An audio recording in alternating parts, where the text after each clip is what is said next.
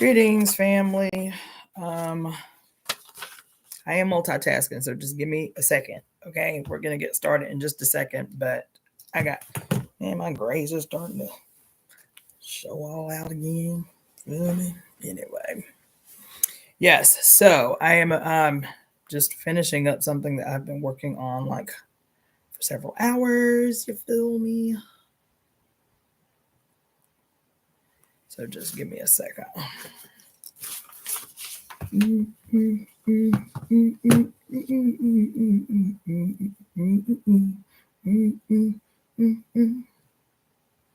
All right.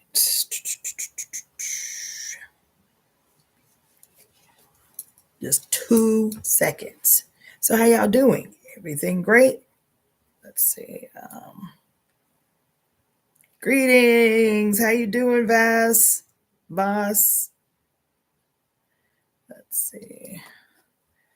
Yes. Greetings, it's Miss D.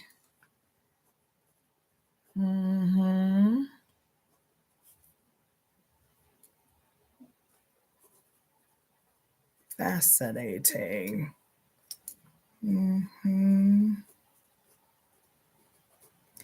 Okay, that's that. One more and then I'll be done. I'm good. I'm good. You guys will understand in just a minute. I got to do this before we start because it's a part of what we're doing. Yeah, actually, I'm really good. I feel a lot better. It was a long weekend, and I feel a lot better. I feel energized today. Got a lot done, which is great. Let's see.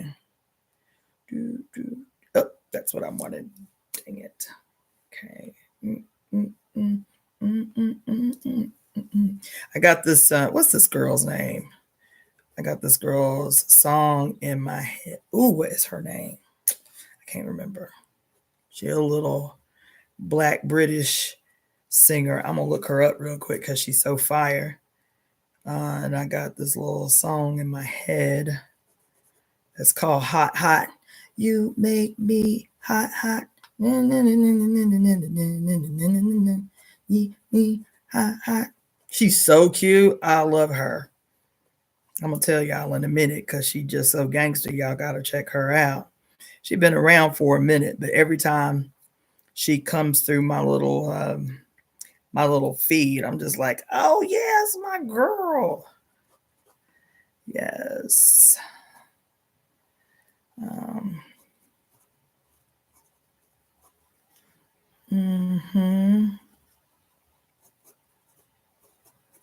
Okay, that's it. All right, cool. Yes. Okay, let's see. All right. So let me open that. I've been on a mission I've been sitting in this chair for the last 4 hours. I'm not joking. Of course, I get up every now and again to move, but for the last 4 hours, I've been in front of this computer. Okay, so that,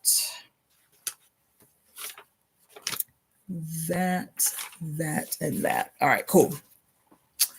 Okay, so I'm gonna do. Awesome. Let me do this too. So I'm going to do a little housekeeping before we get started with the read of the new book. Yes, we finally got a new book. Okay, so official introduction, because I'll edit all that shit out later. My name is Cassandra-Floyd, also known as the Daughter of the Fates, founder of the Temple of Evolutionary Emergence. And before I even do that, we're going to start. I have to condense, but we're going to start. You know what? Let me look up this girl name right now while I've got her freaking song buzzing in my head nonstop.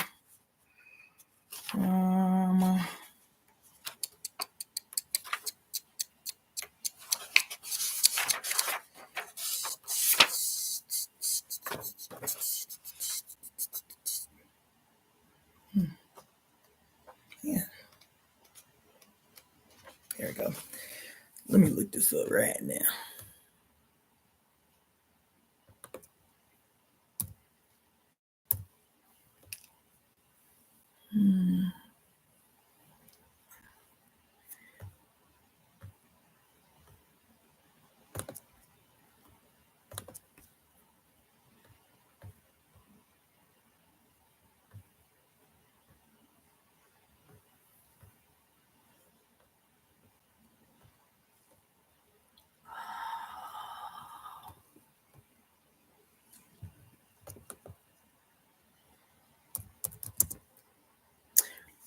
All right, I got it. Bree Runway. Bree Runway. That's her name. Bree Runway. Bree Runway. She bad. The song I'm jamming on is called Hot Hot. She's so cute. So cute. So fire. Anyway. Okay. So we're going to start with the reading of the Global Conspiracy. I, Cassandra-Floyd, you place your name as a peculiar expression of the almighty and divine she, am joining in breath with my family to conspire on behalf of the whole made well. We are breathing these words together to ensure that our home, her body, is restored to her original perfect glory, a glory that is perfect in peace, love, bliss, happiness, and ecstasy.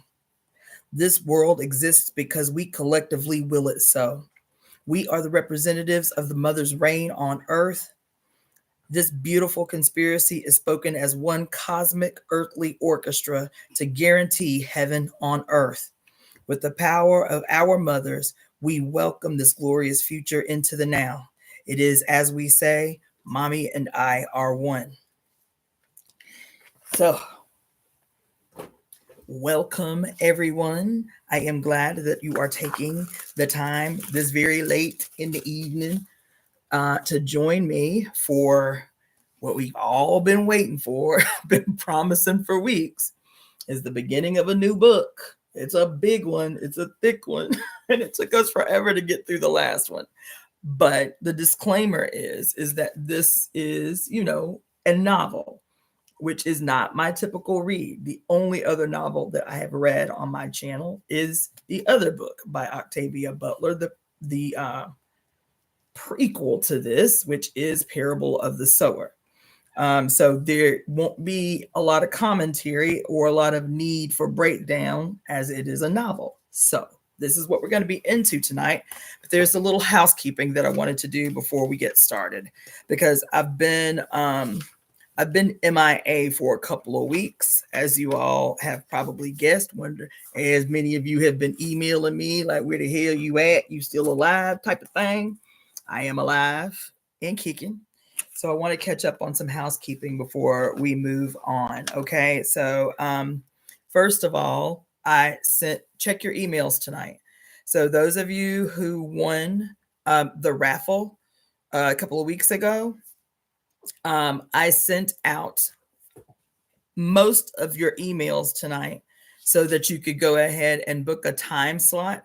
I will only be doing one raffle reading a day. So if you won the raffle, right, then it's first come, first serve per day. I'm doing one raffle reading a day. And so until they're all done. Okay. So check your email, put the slot that is, that works best for you.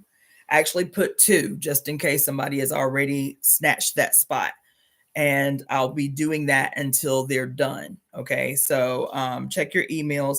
I'm going to put this in here because there are a couple of people who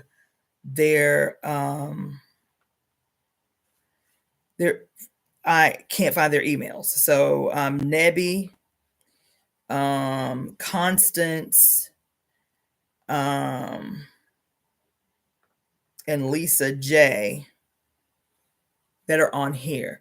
If these are your names on here, I need you to email me at EvoEmeTemp@gmail.com so I can send you out this email so you can go ahead and book your time slot for your either divination or your 5 elements consult. Okay, so that's that. That's for the winner. Just in relationship to that, I will be doing a raffle once a week. Every Sunday, I will be doing a drawing of the raffle. The raffle will remain the same. It'll be $20 for a 5-element consultation or a 60-minute divination. It'll be a $10 raffle ticket for a 30-minute divination. And also, I'm going to add a piece of jewelry for each week. So let's see, today is Monday. Yeah, I didn't pick one for this announcement, so I will do it tomorrow. But there will be a piece of jewelry from my store that I will raffle off each week.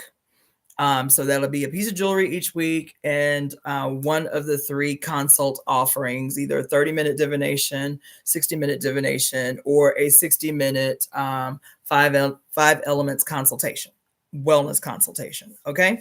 So that will be happening. So it's the same thing. If you want to participate in the raffle, it is, if you look at the description below my videos, those are the methods. It won't say raffle in the description, but the methods of payment where you make your donations and everything, it's still the same. So look in the description below. You can buy yourself raffle tickets. That poll will happen on next Sunday. I'll probably go ahead and do it like later in the evening to give people time through the day Sunday to purchase raffle tickets. So we'll just go ahead and keep it basic and say every Sunday at 7 p.m. Pacific Standard Time. So let me just put that on here.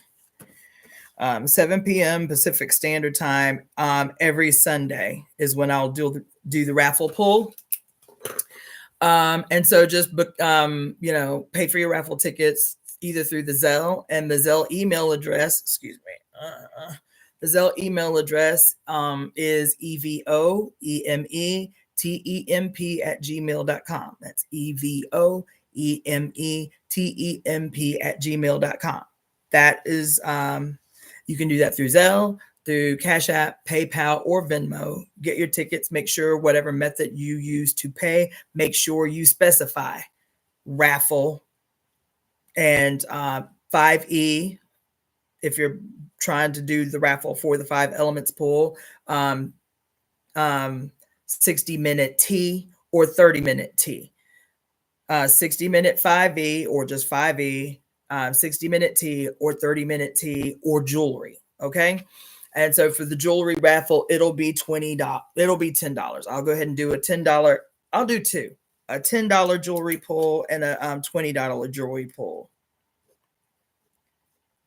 And so for the $20, it'll be anything that is $50 or more. And then the $10 pull will be for a piece, whatever the piece of jewelry is. I'll just specify from week to week. Okay. So I'll have the piece to show you guys tomorrow. Okay. That's that. All right, cool. Next thing is I wanted to shout out the donations that I've received from people over the last 2 weeks. Persis A, Diana P, Kevin S, Yonine H, Rosa H, Chantel, Shy, Dion, Grahan G, Rosa L, Java W, Gravasande, Lori A, Mama Red Star, Maya P, Yancy M, Devin C, Josan, Sayoban. I don't know where the accent is on that. Eric A. Eric A, Leslie G, Rosa K, Fayola W, Natu K, Matan M, Eddie L, Joss S, Araceli L, Tajali B, and Hector M. So I want to thank everybody and shout everybody out who made donations over the last couple of weeks that I've been MIA.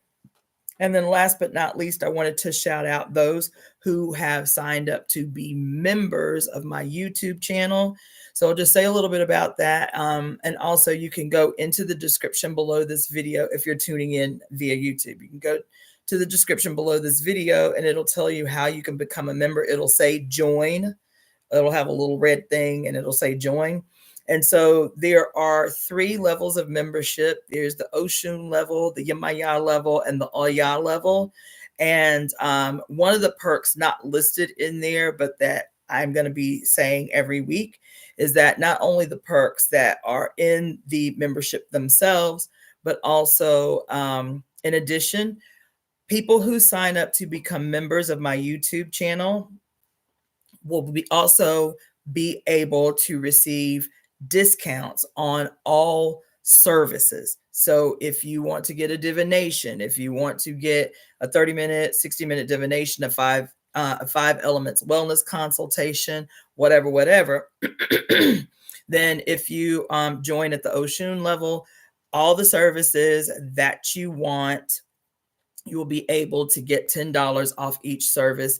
If you join at the Yemaya level, you will get $14 off any of those services. And if you join at the Oya level, then you'll get $18 off each of those services. Okay, so let me shout out the people who are currently members. And most of you, I think I have your email address, but if I call your name as a member and you have not yet emailed me, just recognize that there's no way for me to contact you via YouTube. I feel like it's a serious what do you call it, like flaw, that I cannot contact you directly once you become a member. So you have to contact me. You have to email me so that I can put you in my personal database as a member. So from now on, I don't have to inquire once you reach out for a service or what have you. Okay. So people who are currently subscribed at the Oshun level, voiceovers by Stephanie Marie, E-Faith, E-Faith, and I just put the F, T. Charisse, Vas, Nura A, Shahara W, Gwawan G, Louise, Shyboy Shades, Karima K.A., FG Apothecary, Jean Pham, Goddess Daja, Claudia Ankara, Hanifa N, Janet K, Lavender 888 at Yemaya, at the Yemaya status, Fire. These are just your YouTube names. That's all it brings up is your YouTube name. So again, you need to email me once you sign up to become a member. And that's the same email. It's EvoEmeTemp@gmail.com. So Fire, T Good, Sam La A, Lisa J, Lindsay B, It's Miss D, Leger, and at the Oya status, the Kalima 29, Raising Cam, and Josan W. Okay, so shout out the members of this YouTube channel, this Daughter of the Fates YouTube channel, and that's the housekeeping for today. Okay, I will say that this is going to be the only time that I'm going to do this because this book is ginormous and it is going to take us quite a bit of time to move through it. So there are a couple of things that I also want to say, I guess, as a part of like an overall introduction. So I think the last live I did was Saturday, I believe, maybe Saturday or Sunday. It was Saturday. So I want to again make the official declaration, Happy Women's History Month. And the theme for me this month is going to be celebrating the global contributions of Black-skinned women. Okay. I'm not prepared today because I was preparing a whole bunch of other stuff, but every day this month, I'm going to highlight a different woman from around a different Black-skinned woman from around the world and her contributions to humanity and shout her out. So that will be my daily little thing, even if I'm not, because I'm not going to be doing daily lives, but what I will do is every day, even if it's just for a 5-minute, 10-minute shout out, I'm going to highlight some woman whose name needs to be spoken out loud as a Black woman who has contributed to humanity in some way Yeah, so that, okay. On here, we're going to be celebrating the gifts, talents, and contributions of Black skinned women around the world for the month. Okay. Um, Also, another couple of announcements. So the next temple study is going to be happening Saturday, March 15th. Saturday, March 15th at 7 p.m. Saturday, March 15th at 7 p.m. That will be a Zoom study. The temple studies are via Zoom. Okay. So within the next, by Wednesday, that's my commitment. Okay. By Wednesday, I usually do that as an Eventbrite. So I'll have the Eventbrite created by Wednesday to email out to you. So if you are interested, there are many of you who have expressed interest in participating in the temple study. We're not calling it a book study because we're not focusing exclusively on one book. Everything that I've read on my YouTube channel, which I think as of now has been 7, maybe 8 books, everything there is up for grabs. The Great Cosmic Mother is bound to be a part of every study that we do, just because for the temple, it's one of our Bibles. We got to come up with at least 3, but that one is definitely one. The Sibyls is probably another. The Great Black Mama of Creation is probably one. The Women's Encyclopedia of Myths and Secrets and the Dictionary of Symbols and Sacred Objects is probably up in there. So whatever it is, it may be more like topic centered. You know what I'm saying? Instead of like book focused, it may be a topic of discussion. And then I will name 1 to 3 books that we will use to facilitate this discussion. Okay. So I have done book clubs in the past, but I don't do that anymore specifically as a book club, because what this is about, even the book club, is about building and consolidating the temple of evolutionary emergence. It is more than a study. It is more of a political education study than it is, quote, a book study. That is going to be the temple study. So the next one will again be Saturday, March 15th at 7 p.m. Pacific Standard Time. I will make the commitment to have the Eventbrite for that set up and the link emailed out to you by Wednesday, before the end of the day, Wednesday, so that you can go ahead and sign up for that. Once you sign up for that, then I will email you the topic of discussion and what books and what sections of those books we're going to use to facilitate that discussion. Okay. So that's one thing, the temple study. Also, Harriet Tubman Day is coming up. Harriet Tubman Day is typically recognized on March 10th, which is the day that she transitioned. Her birthday is in March, but nobody knows her official day of birth. So at least when I was in Florida, we celebrated the birth and the life of Harriet Tubman on the day that she transitioned, which was March 10th of 1914.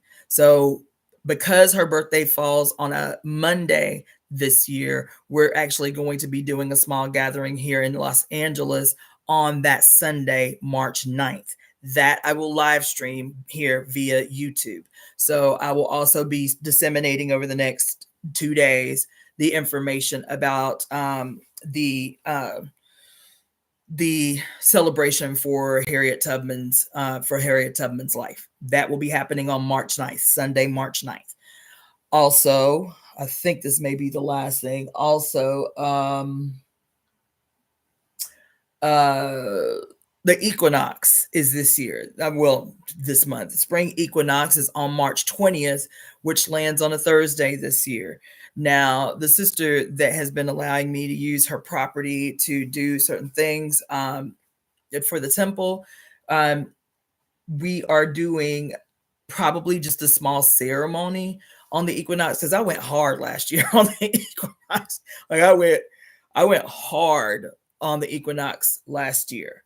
I will not be going hard this year. I would like to, but just all the way around, like get down, recovering from the fires, trying to restabilize.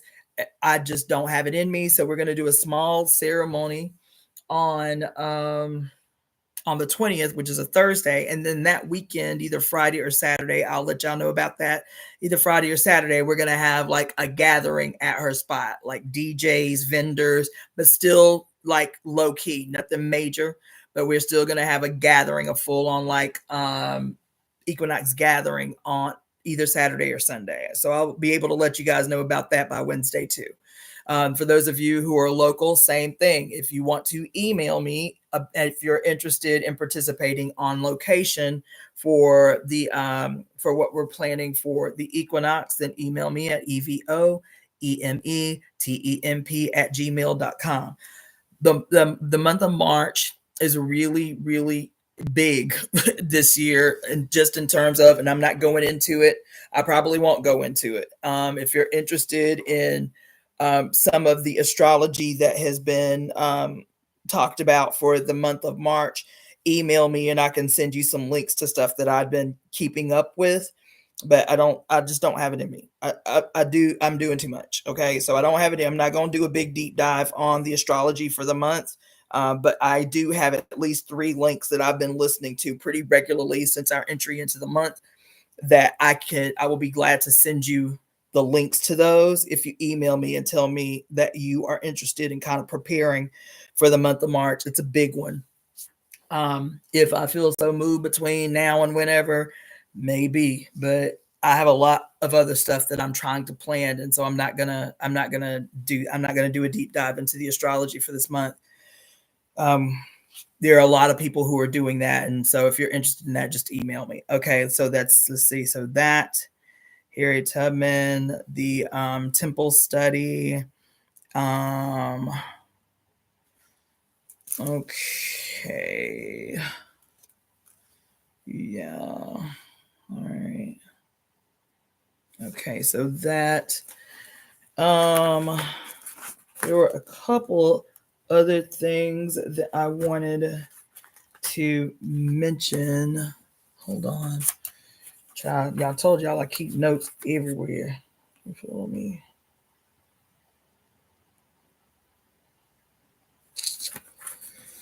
Let's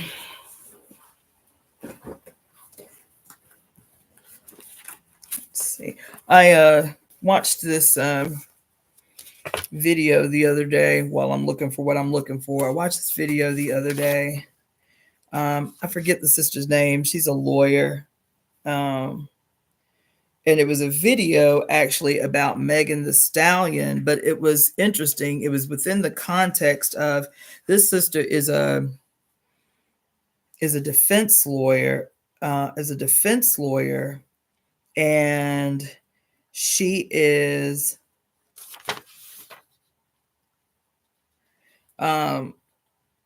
also what people are calling a part of the new abolitionist movement. So these are people who are they're talking about the abolition of prisons, the abolition of prisons, right? And let's see.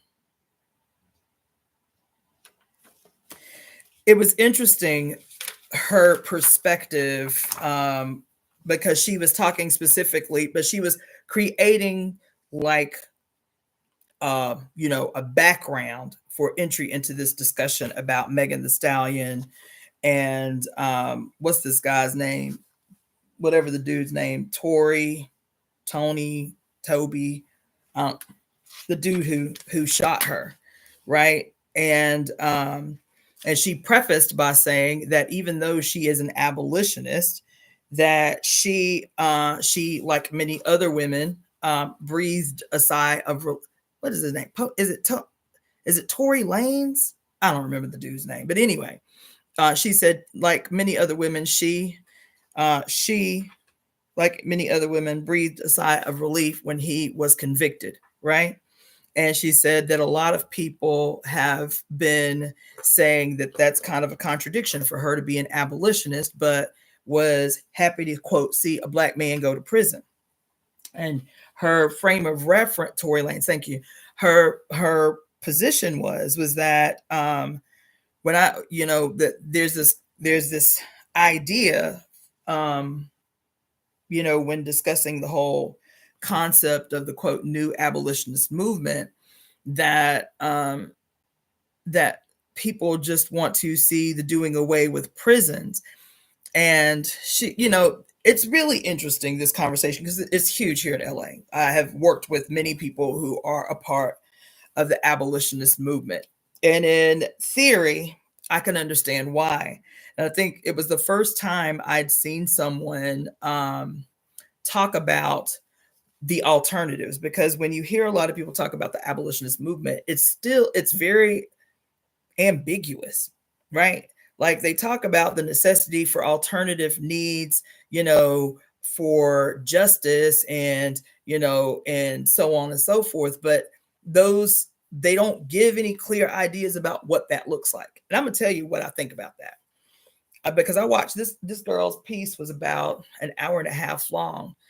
And I should have taken notes. It'll probably be a topic. I'm not gonna let it be a topic, but it was something that I was just really, I'm gonna tell you so much of what, because I watched another video today too, of these two young queer women who were talking about white racism in queer spaces, right? It was, these are young, they were young, like 25 to 28-ish, maybe. And it was a really interesting conversation they were having, because while the title was about what it means to be Black and queer and to experience white racism in queer spaces, they brought up a lot of areas where Black people in general experience racism in what otherwise is supposed to be progressive spaces. So they brought up the whole thing about like, Marxism and communism and socialism, and how rampant racism is in these spaces. This paradox of supposedly being progressive, but still white racism is evident. It's not even subtle. It's evident in all of these spaces that are, quote, progressive. It was really interesting. It was really interesting, the conversation that they were having about queer life, within the context not only of, quote, experiencing white racism in so-called progressive spaces, but also being Black and queer and experiencing internalized like white supremacy in people who ain't white. I was like, okay, these young girls was having a long ass, pretty deep conversation, right? And what I find that is missing from every discussion is this thing that we're always talking about on my channel, is the dichotomization of the human being. The dichotomization of the human being reverberates out into every space, right? So what do I mean by that? That in none of these discussions, whether it was a discussion about abolition and how to, quote, envision a world without the police, a world without prisons, in this conversation between these two young Black queer women and the perpetual disappointment that they experience in spaces where people are supposed to be so ahead of the curve and so progressive, and yet white racism still rears its ugly head in all of these subtle and not so subtle ways in these progressive spaces, right? Every issue, I'm always telling you this, and I stand by it 1,000%. Every issue that is a really important issue of the day, it still always falls short of some kind of summation that people can visualize in their mind how it can be resolved. What is the resolution? What is the opposition to it in a way that thrusts us forward? And I'm telling you, listening to both these two extremely different discussions today, I was the whole time, and I'm listening, I'm hanging on to every word. The whole time, I'm like, man, this shit is so crystal clear. How a culture that addresses a culture collectively, no matter what the angle is, that addresses that addresses the concept of the mother. And I'm not talking about the mother as some big ambiguous, disembodied, super spiritual thing. That's not what I'm talking about. I am talking about what we're always talking about. The reason I always bring up archaeology and anthropology and biology and science and history and spirituality and culture and mythology and astrology and numerology is because if all of these things had the relationship that they once had to one another, not dichotomized in all of these different spaces and schools of thought and approaches, if they all were fully embodied in every single person to be able to see the crossover, the web that is created by all of them, then it would be easy for people to see that in a society that has reduced the image and the function of the mother, reduced the function and the image of the mother to a faceless, nameless uterus and titties, whose sole purpose is to create matter for the fucking machine, then they could see their relationship, even if they're queer, even if they're trans, even if they're a socialist, even if they're a communist. If you were able to accept the idea, and Barbara Moore expressed it so much more eloquently than I could. But when she talked about in the chapter of the Great Cosmic Mother called The Machine, and she talked, stop it. Stop. And when she talked about the weaknesses of the socialist movement, the weakness of socialist ideology in the fact that it still places males in the center, males as the subjects of history and females as the objects of history, males calling and reducing human beings into, quote, workers, laborers. You feel me? Even when it talks about the importance of creating a global socialist revolution, all it talks about is the change in the hands of the possession of the means of production. Like that's all we here for, is to be workers. And now what is important is for us to be, quote, is to become, quote, workers in arms. So now we control the means of production, but we still just, quote, workers now in arms, workers now that control the goddamn state. The complete removal vis-a-vis socialism, vis-a-vis communism, of a spiritual acknowledgement of what makes human life, to reduce us to workers, right? I always had a problem with that, but I didn't have a language to articulate it. And when Mary Daly says in the chapter called The Machine, and she says that one of the main weaknesses of socialist revolution is they still treat female labor is twofold. What is female labor? Somebody say it. What is female labor if it's twofold? What is female labor?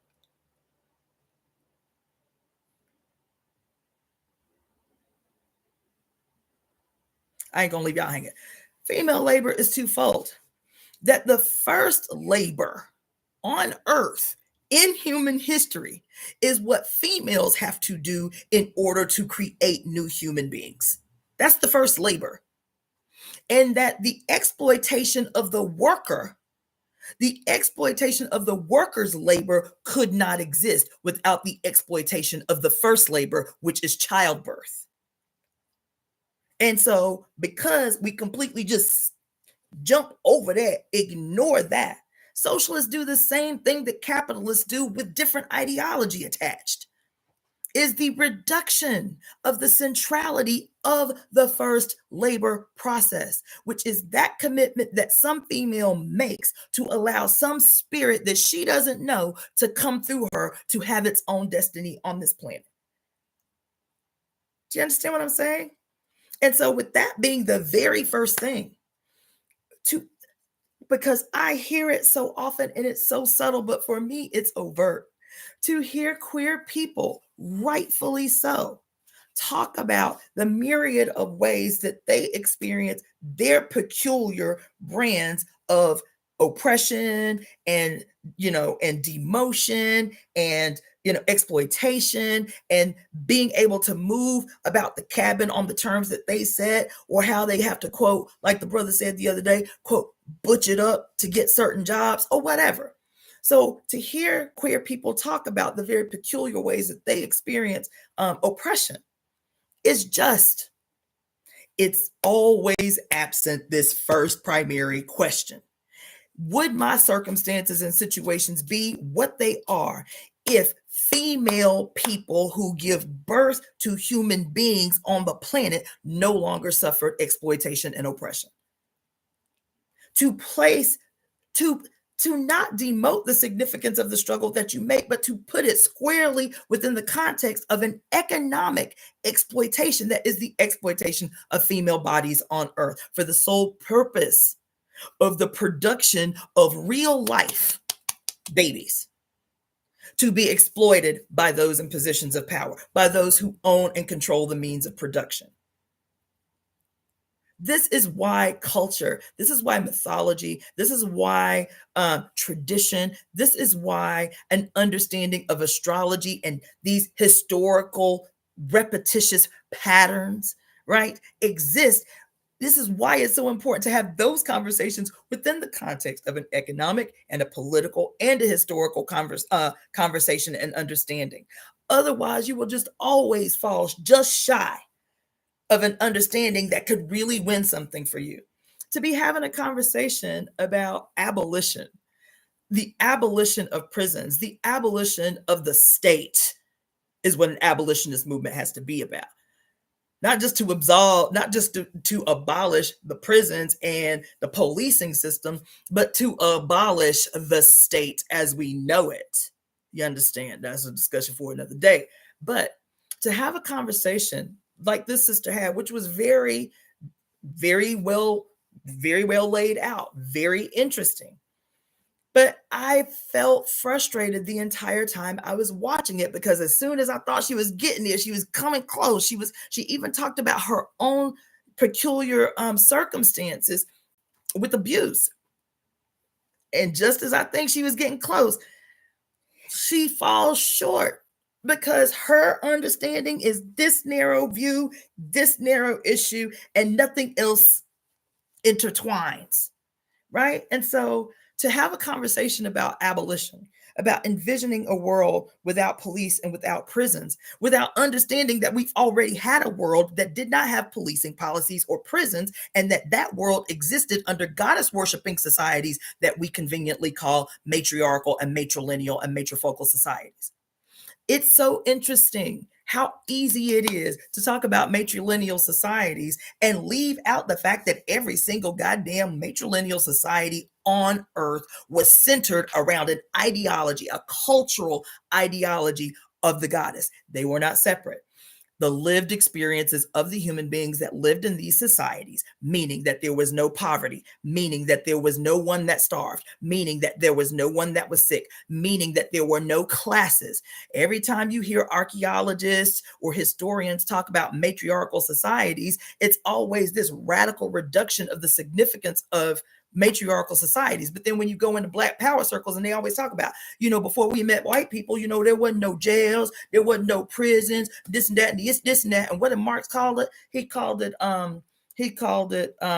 primitive communalism. What he experienced is what white people, this is Marx now, what white people was saying white people had to achieve through the stages of human development, that what they observed in a world without class, without starvation, without poverty, and so on, and without prisons and all of this kind of shit, he called it, quote, primitive communalism. And after we white people go through all of these necessary stages, slavery and all of this bullshit, you feel me?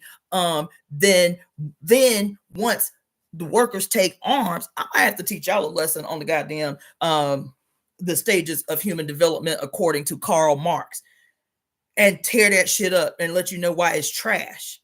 And why everybody in this goddamn country who calls themselves political because they are Marxist or Leninist or socialist or communist or an anarchist might be the closest, the closest to the shit we talking about.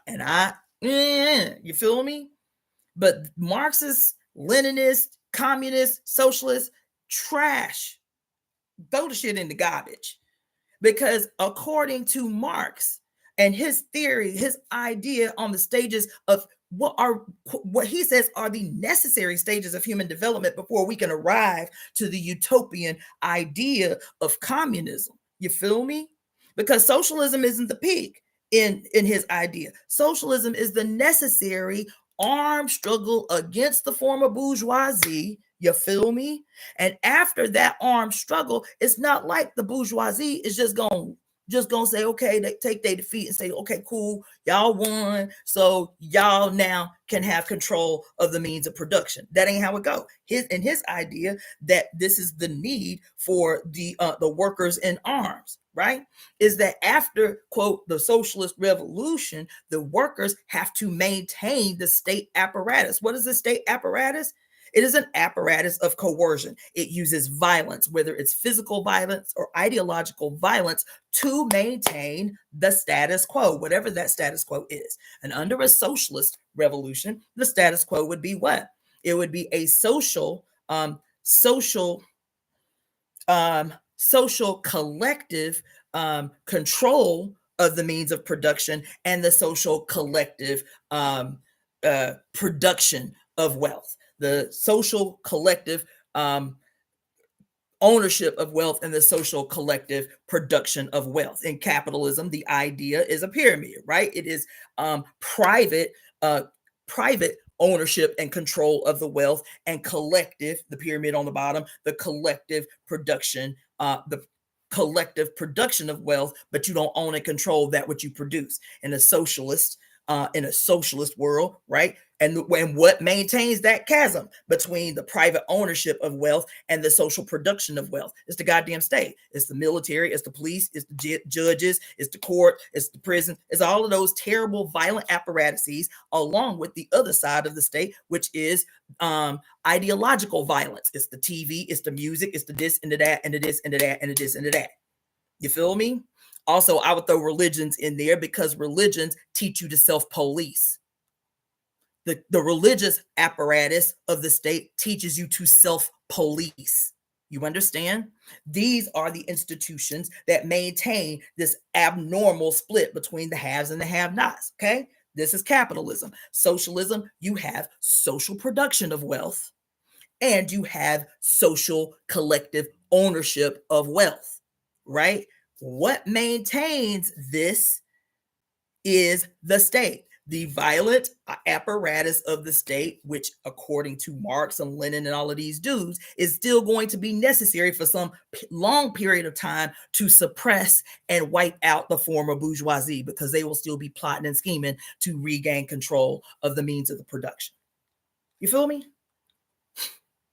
And then after a long, undetermined time, somewhere in the future, after the bourgeoisie and the narratives of the bourgeoisie have been wiped away from human consciousness, then you will have the emergence of communism, which is a utopia that no longer requires the violent apparatus that we know as the state. This is Marx. This is the theory of human development as delivered by Karl Marx. And isn't it convenient? I'm being facetious because he starts where all of them started: primitive communalism, which is that time when bitches ran shit. So they can glamorize and glorify and hail how healthy everyone was, and how long-lived everyone was, and how intelligent everyone was, and how cared for. And there was no evidence of poverty, and there was no evidence of punitive justice, right? There was no evidence of jails or prisons or anything like that, right? And all of them was talking about that. Not just Lewis. What's his name? What's that white boy name? all the conquistadors that came over with they, priests and shit who was documenting everything was like, man, we cannot believe how, look at these cities made of gold and how everybody is happy and there's no violence and this and this and this and this. And can deliberately refuse. I don't say can never. Deliberately refuse to acknowledge that the periods that they hail as something to be revisited in the long distance future after their reign of violence is over is and was led by women, centered around the idea of the mother, not only the mother, the grandmother, in every single one of these societies. That's the thing they have to keep quiet. That's the thing, because I sat in too many hundreds and hundreds and hundreds of hours of political education in the African People's Socialist Party, breaking down Marx, the weaknesses of Marxism, the strengths of Marxism and socialism, and this and that and this and that. And even in the African People's Socialist Party, women as the leaders of these human societies never came up as an issue, because it is important for males to remain in the center as the subjects of all history and to disappear and eradicate women, to at minimum reduce them to the objects of history who just followed men around as they did great shit in the world. And so to be having a conversation about the abolition of prisons and the police force and the state and shit without talking about the centrality of females, people who give birth to other humans, and their peculiar and exclusive brand of oppression, and how everybody else's oppression on earth is tied to the oppression of people who give birth. Every last one of you. You name your brand of, because again, if I'm telling you that the primary target of the birth of patriarchy was a mother, the envy and the hatred of the power inherent in the bodies of birth-giving people. Damn, everything y'all do, y'all, god damn it, I'm gonna have to change the name of this shit tonight. Because I got a word for y'all. Listen, let me just say something. Listen, the reduction of the female body is so deep and has such real world scientific implications that have been this information has been taken away from us for so long we cannot even fathom it. It sounds like make-believe when we hear it. You feel me? That the mother's body, that the female on earth was seen for scores of thousands of years as a manifestation of God, the great God of the universe on earth, condensed in a body. Not just because she had some titties and somebody could pop up out of her uterus. It was that even after that person came from her uterus, guess what else? They could survive off her body, just like we survive off earth. That milk would flow from her titties to sustain life. I'm telling y'all, a few months ago, I'm watching this guy. He's crazy. Okay. What's this dude's name? His YouTube channel is Something Babylon.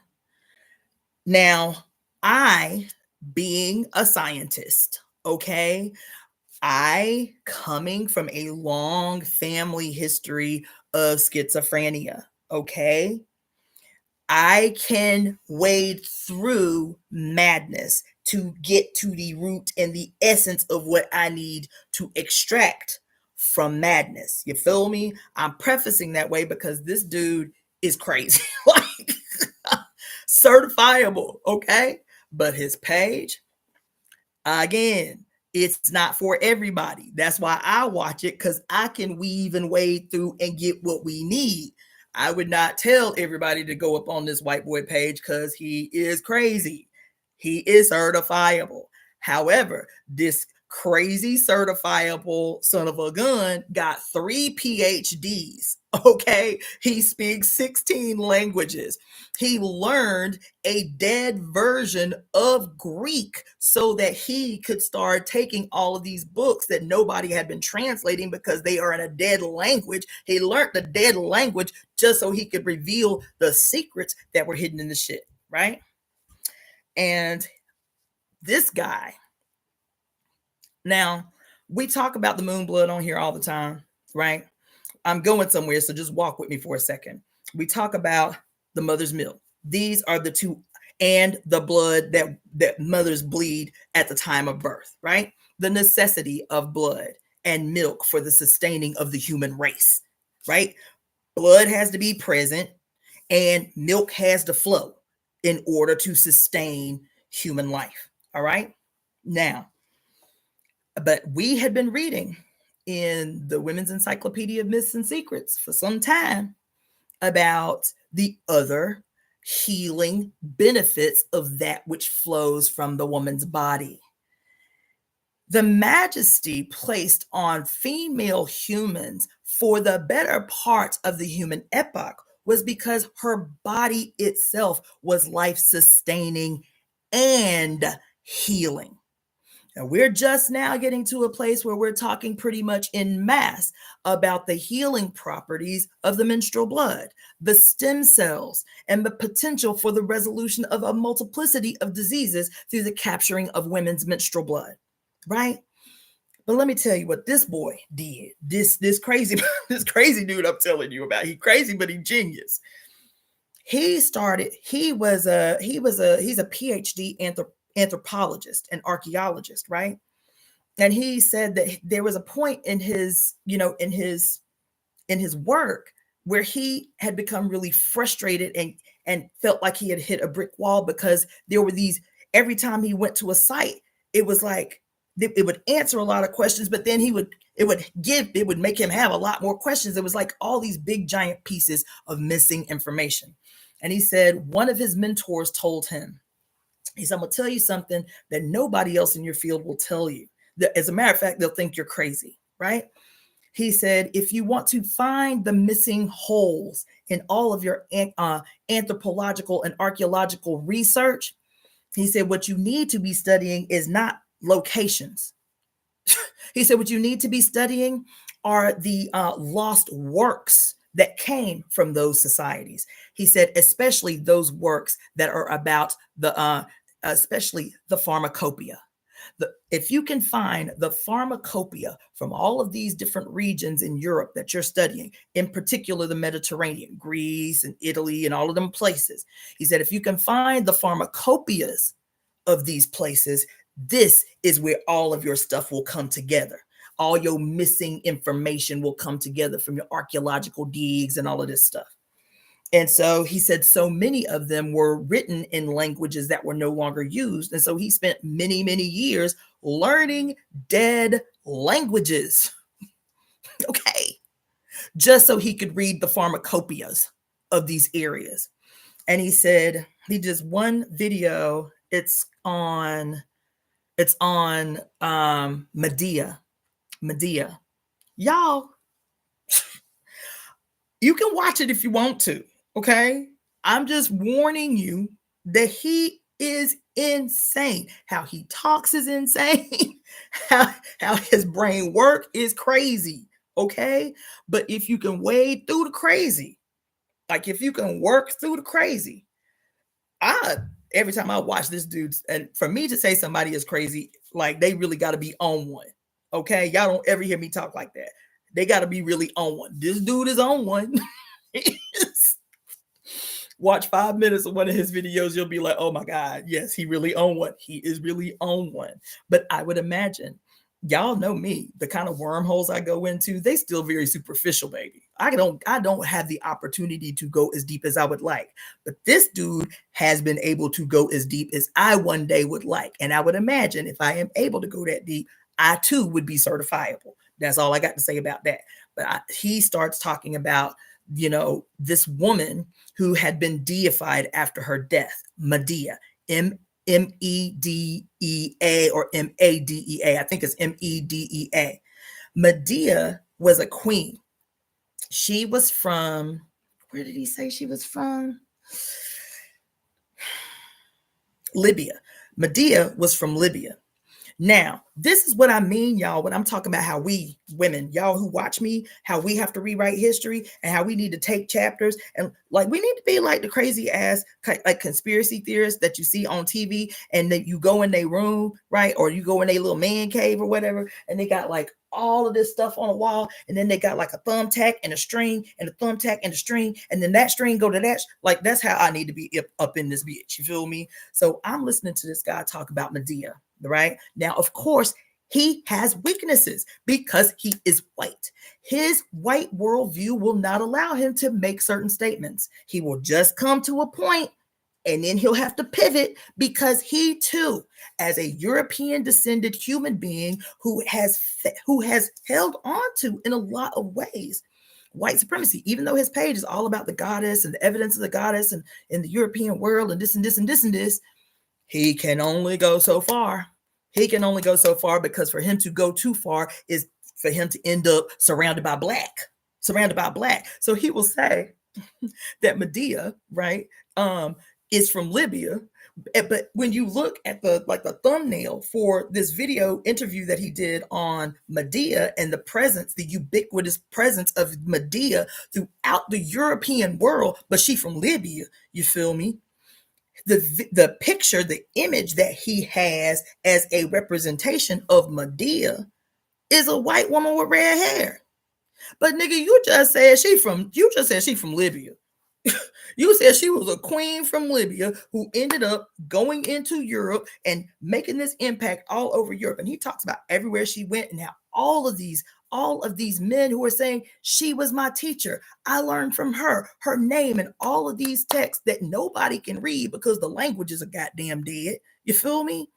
But he won't say this was a black ass woman who was one of the Sibyls. She was a Sibyl queen from Libya who got chased out of Africa along with all the other Sibyls. Because the first thing I thought about when this dude started talking about Medea and how she ended up in Europe in the first place, I was like, oh my God, I automatically defaulted in my brain to the Sibyls, the first prophetesses of Mami Wata, and the theft of African prophecy by the Roman Catholic Church, by Mama Zobe.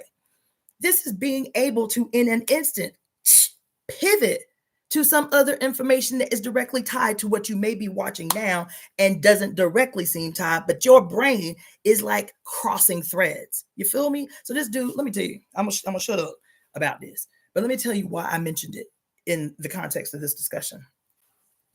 Is because he talked about how no matter where he went, the Nordic countries, Ireland, Scotland, England, Italy, Greece, Turkey, what do we call it?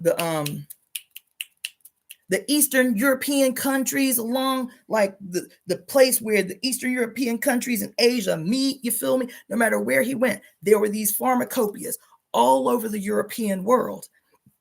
And one of the things that was ubiquitous throughout all of, so for those who may not know, I don't want to presume that everybody knows.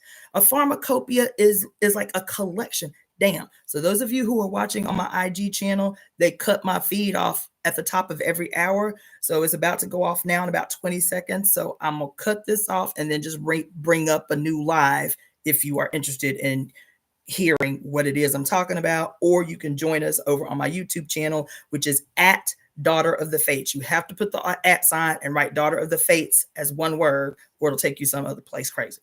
Okay.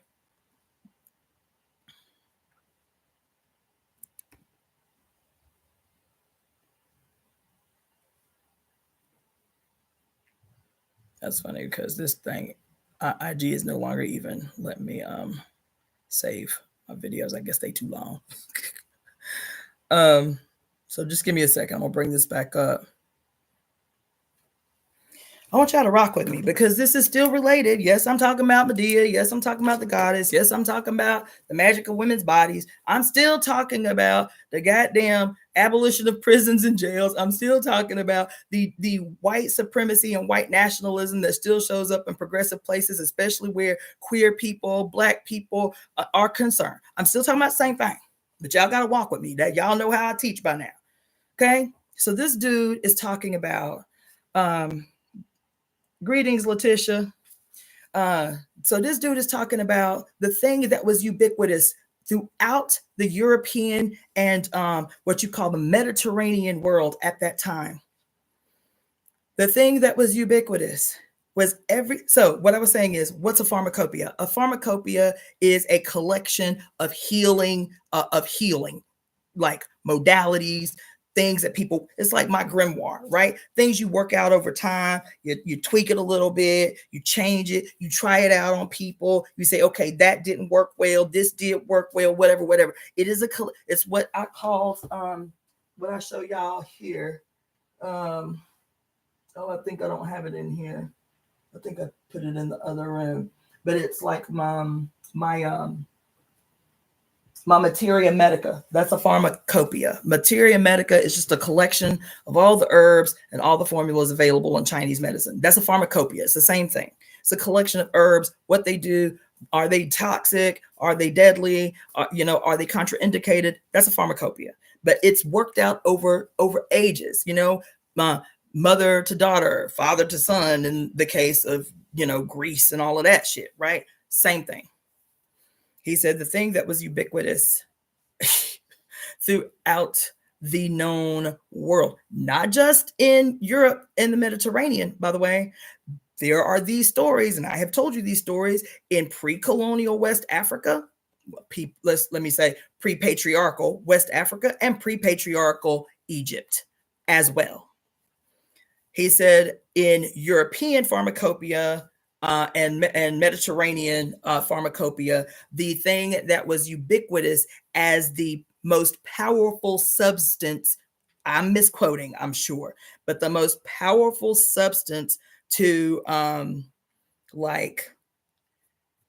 want to say it was some word specifically, but like enliven or to make stronger or to, quote, make more potent. There were two substances that were used ubiquitously. I mean, everywhere, all the fuck everywhere,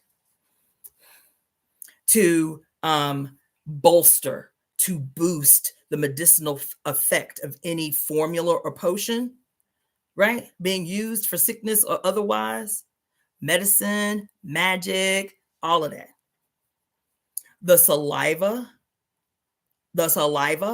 of a woman and the ejaculate of a woman. Y'all ain't heard. The saliva of a woman and the ejaculate of a woman.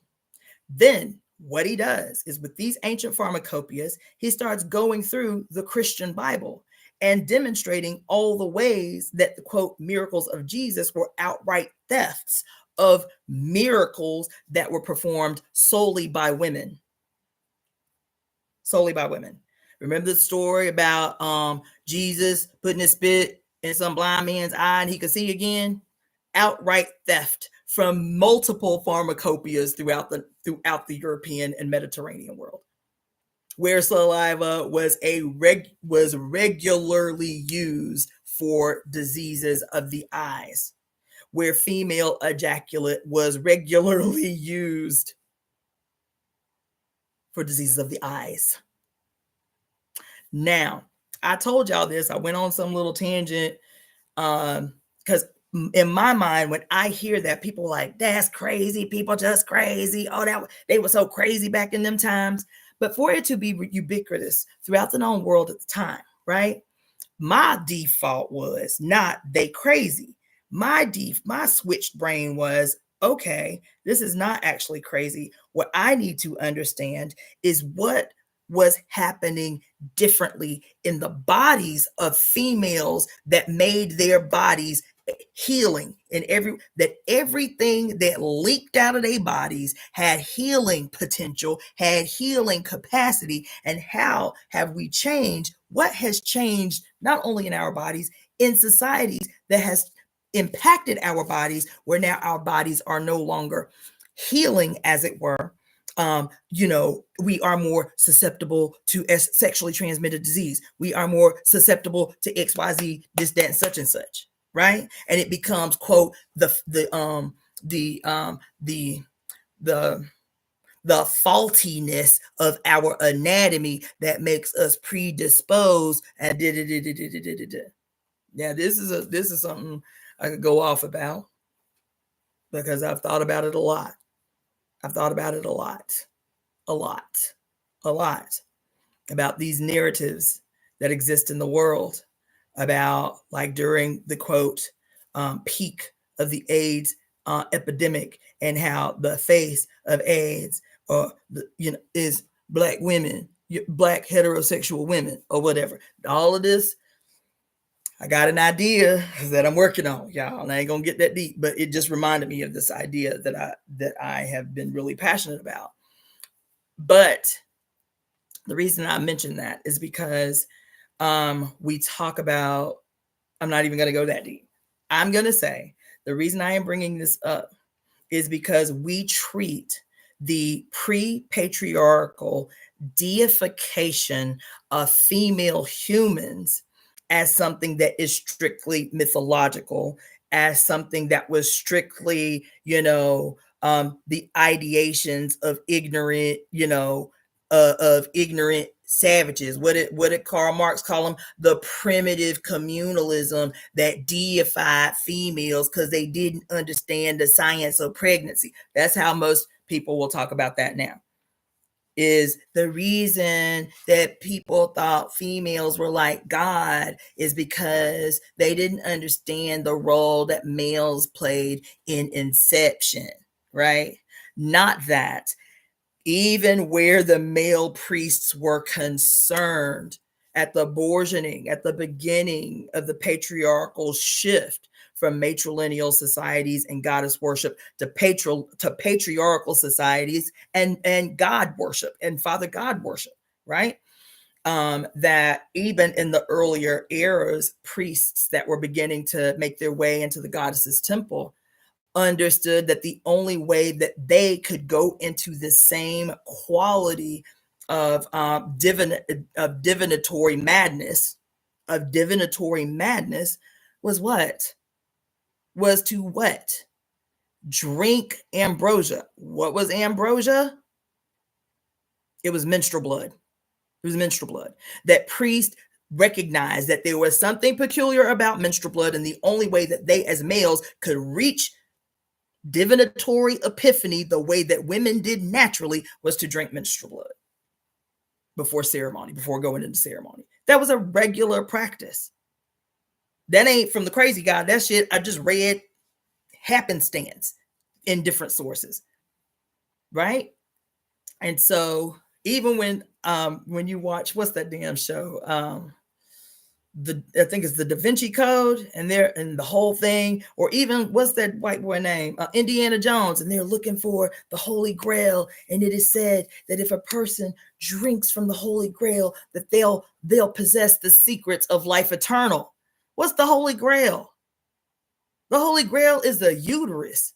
What is the substance that represents the secrets of eternal life? It is the stem cell rich lunar blood that is housed in the Holy Grail. What does that mean? When I was telling y'all in this book, the Women's Encyclopedia of Myths and Secrets, what was I saying? I was like, this pornography. We don't recognize it as pornography because it sounds all beautiful and shit. It sounds all beautiful and shit. Remember when they were talking about the king, the pharaoh, as the representative of Ra, and before he can go on his solar boat, his journey into the underworld, he must be enveloped by the great serpent of the Nile to prepare himself for his solar journey into the underworld. And I was like, that sounds beautiful, don't it? That's real pretty, ain't it? I said, in layman's terms, what that means is he had to tap his wife on the ass and say, hey, can I get some pussy before I go to sleep so I can sleep good? You can stimulate my kundalini so it'll put me in a coma so I make this safe journey through the underworld on my solar boat. Because you, serpent of the Nile, his wife. You, serpent of the Nile, his wife. You, the great enveloper, his wife, needs to allow me to come into you to stimulate my kundalini so that I can be put in a coma so I can go undisturbed in my journey, in my solar boat into the underworld.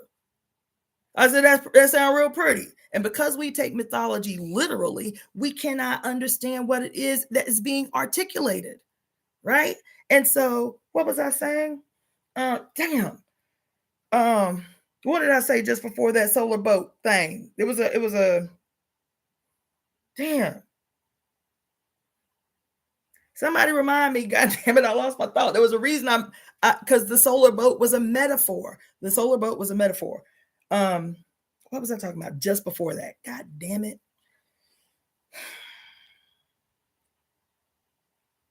Damn. Don't nobody remember what I just said right before I started talking about Ra. Right before I started talking about the underworld. Right before I started talking about Ra. I was talking about the women. I was talking about the females. I was talking about the Holy Grail. I was talking about thank you so much, Letitia. Yeah. Is that how I pronounce your name? Letitia? Thank you so much. Yes, I was talking about the Holy Grail. So people, males, I won't say people, males have been talking about the Holy Grail for forever and ever and ever and ever and ever. You feel me? Right? And the thing is the Holy Grail, yes, we know now the Holy Grail is what? It is the uterus. It is the cup, right? The Holy Grail is the uterus, and the secrets to eternal life that it holds and possesses is that stem cell rich menstrual blood that modern science is now telling us can cure damn near every disease. If you got a diseased liver, guess what? Stem cells can heal your goddamn diseased liver. You got some issues going on with your lung tissue, guess what? These undifferentiated cells that only exist in mass during the developmental phase in utero, they're undifferentiated so they can be used anywhere, right? Is in this stem cell rich menstrual blood that can literally cure all disease, right? And so men been looking for an actual gold goblet some the fuck way, or at least telling you that they're looking for a gold goblet to keep you off track, to keep you off center, because they know. Yes, thank you, Henrietta Lacks. They know. You feel me? Is Henrietta Lacks an anomaly? I find it highly unlikely. I do. I find it highly unlikely. And you have me tell it. That's why when you have your baby, they don't let you keep your they don't let you collect your birth water. They don't let you keep your placenta. Refuse to let you take your placenta, refuse to let you take your umbilical cord. The second highest concentration of stem cells found by these Japanese researchers is in the umbilical cord. So I found it highly unlikely that Henrietta Lacks was a one-time event. And I have a sneaking suspicion it's why they keep stealing all our organs. It's why they keep telling Black women more than anybody that they have to have a complete or partial hysterectomy for non-cancerous conditions. I have a sneaking suspicion that because Black women are 10 times more likely to be told that they need to have a partial or complete hysterectomy for non-cancerous conditions in the United States. I have a sneaking suspicion that this is organ harvesting for this very reason. Now, that's my position. You feel me?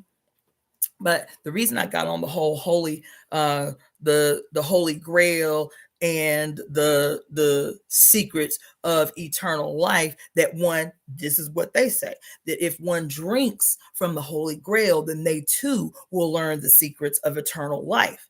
Now, I believe it was Barbara Moore in the women's encyclopedia of missing secrets, where she said something to the effect that, I think it was her book. I might be mistaken. It might have been The Great Cosmic Mother. It was one of the two. But when she talked about how, what did they call it? We call it fellatio now, but I think they used to call it kungalini. Kundalinis, something like that. Don't quote me.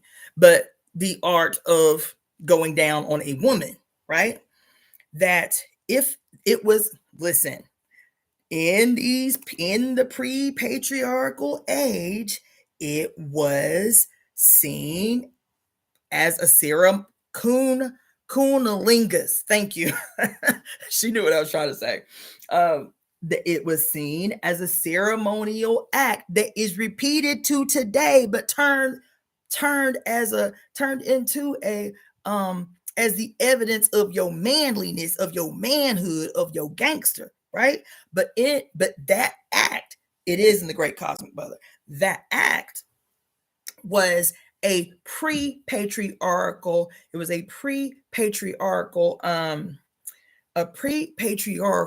ceremony that allowed for males to be able to experience the healing effects of the menstrual blood. So again, performing oral sex while a woman was on her cycle was seen as a ceremonial act that any man could participate in. You feel me? Now, she was saying how that's what was during goddess worshiping societies a ceremonial act to seek out being able to go down on your partner or a woman while she was menstruating became a huge taboo in all Abrahamic religions, right? But people who, quote, are opposed to these Abrahamic religions will now use it as a way to prove they gangster, aka Hell's Angels. Not only Hell's Angels, I had a woman tell me, this was years ago, maybe 20 years ago, that it is something that people in the military still do as like, as like indicative of they gangster. You feel me? She calls it, what she told me was she was in the Army. She was in Desert Storm. And she was like, what they call it is getting your blood wings. Like you get you get your little, your little badges, right?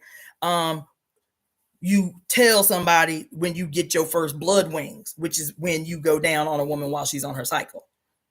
That's in the military. That's like a rite of passage in the military. That's what she told me. And she served in, in Desert Storm in Iraq, right? Then it is also one of the rites of passage that the Hell's Angels still use. The Hell's Angels get their blood wings. That's one of the little badges, one of the little rites that they have to do is to go down on a bleeding woman. Not knowing that it has its origin in goddess worshiping societies, but now has been turned into this hyper patriarchal, like evidence of your gangster type of thing, right? Yeah. Let me see what y'all talking about, because I'd said a lot that I didn't intend to say. I was going to read this book. I might just start another video and read a little bit. But anyway, they are probably making Cabbage Patch Kids with our placenta and organs. Or they're probably being vampires and trying to prolong their goddamn lives. I don't even think it's got to be that deep. You feel me? In terms of Cabbage Patch, okay, whatever. But they probably just trying to prolong their own lives. It's probably how Rockefeller lived to be 159 or however old he was when his ass finally died. You feel me? Or even more than that, they probably eating them. Truth be told. Anyway. So let's see. What y'all talking about? Yeah, okay. Somebody said, yeah, it was in the Great Cosmic Mother.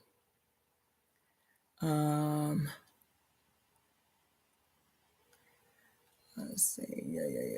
Yeah. So that whole little story was about. So to me, when I hear the story of the Holy Grail, like in Indiana Jones or the Da Vinci Code, or what's the other one? That Nick, what's his name? Nick, whatever his name is, was in, and they trying to find all these hidden treasures or whatever. You feel me? That's the first thing I think about. It's like this shit is soft porn. Y'all hear one must. Oh, that's why I was talking about the cunnilingus, is because this story of the Holy Grail is soft porn. Somebody says, recognizes, the majesty of the woman's uterus, how the uterus, just like any vessel, has two functions. It can be poured into, or it can be poured from. You feel me? It can be filled up like with a baby, or it can deliver from, as in menstrual blood. You feel me? And they were like, man, this is radical. The uterus do so much, and it just sits like a little cup right up in the woman's body. You feel me? And then you got the little part on the bottom, the cervix, and then you got the birth canal. You feel me? It looked like a cup. It looked like a goblet. You feel me? And they're like, damn, and all you got to do is drink from it to experience immortal life. What do you have to drink from it? The immortalizing elixir, known as ambrosia to the Greek gods, known as whatever. You feel me? And then if you drink from the holy grail, then you too can experience enlightenment. Isn't that what I just said about the priests in the goddamn temples of the goddess before they finally took over the temples and changed the language? That they recognized that they could not reach the state of enlightenment that the priestesses could on their own, that they needed assistance. What assistance did they need? They needed the unexplained magic that came solely from the menstrual blood. So they would collect the menstrual blood of the priestesses in the temple and consume the blood before going into ritual. You feel me? Before going into what? Going into divinatory madness. You feel me? So the story of drinking the sacred wine from the holy grail, the golden goblet, was just fellatio. That's all. It was a pretty way to talk about somebody going down on a bleeding woman. That's all.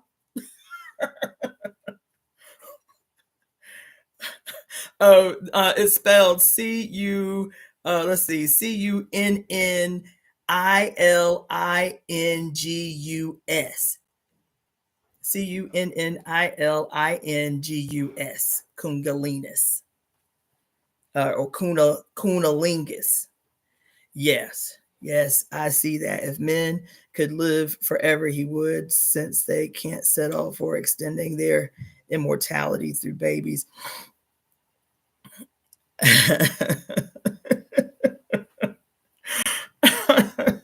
Now, the reason, again, that I'm talking about Kunalingus and stories about my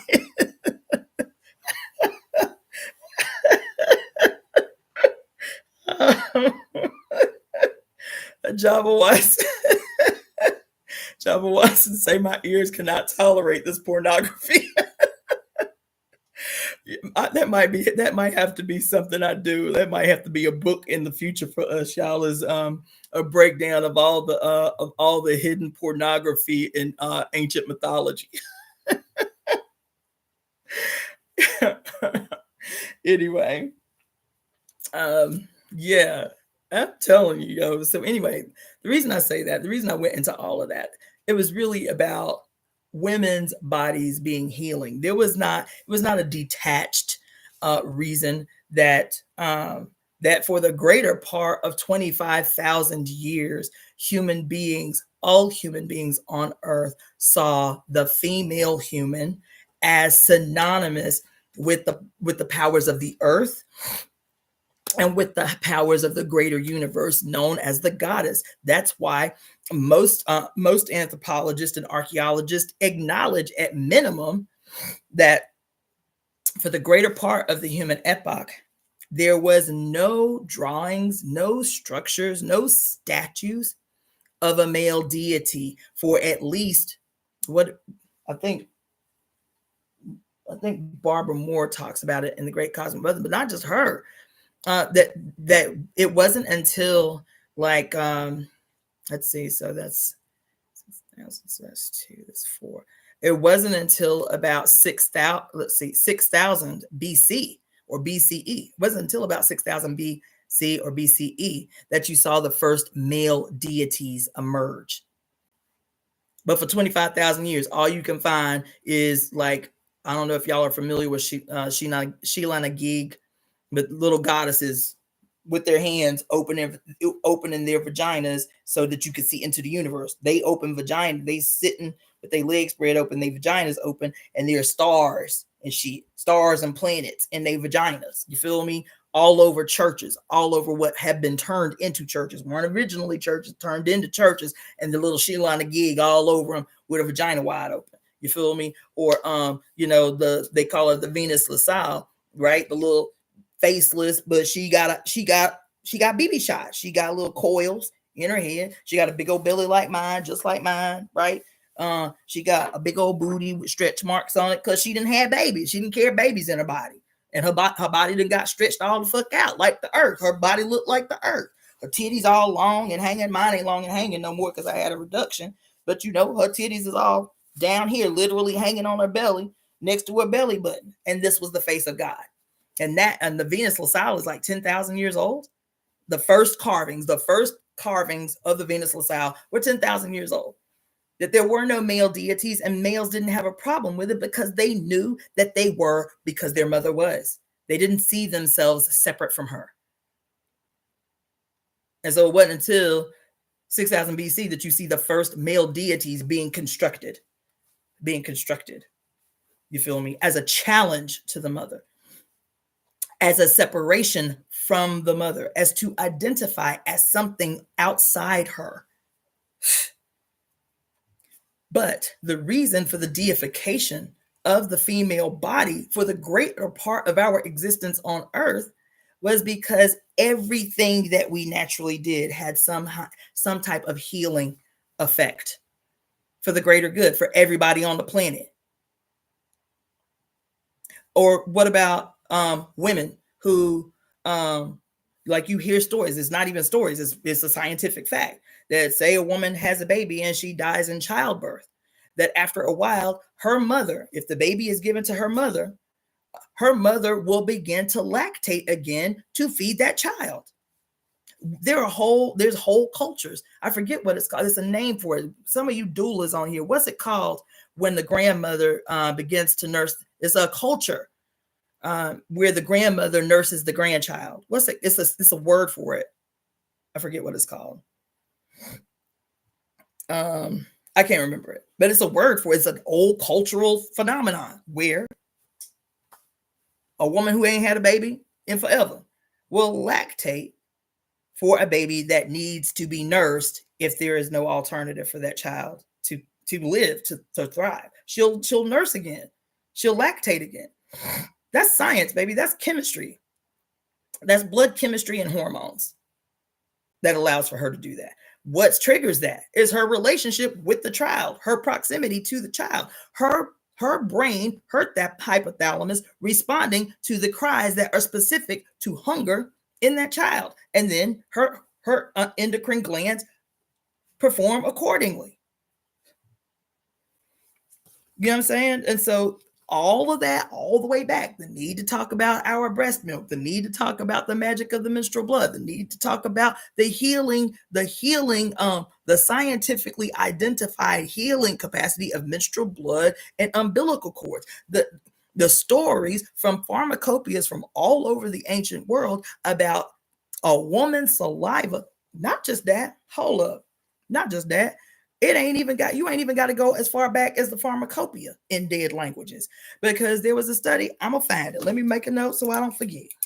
I read it about 3 months ago. Hold on.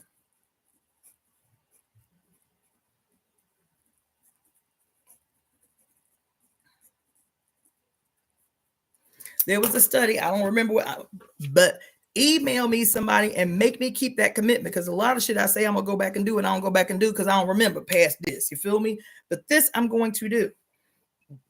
There is a study I read maybe 3 or 4 months ago. Y'all don't be laughing at me. Shit. There's a study I read a few months ago that was done by some university here in the United States. And who came up with this idea as a research topic in the first place? You feel me?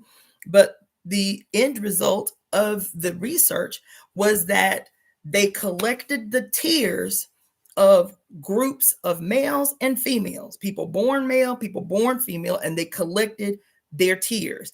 And then they had control groups or something. I don't know. But the main portion of the study was to test the tears. And in the tears, 100% of the time, of all the tears of females they collected, tears, y'all, that the tears had an enzyme present that could heal wounds that was not present in the tears of the males.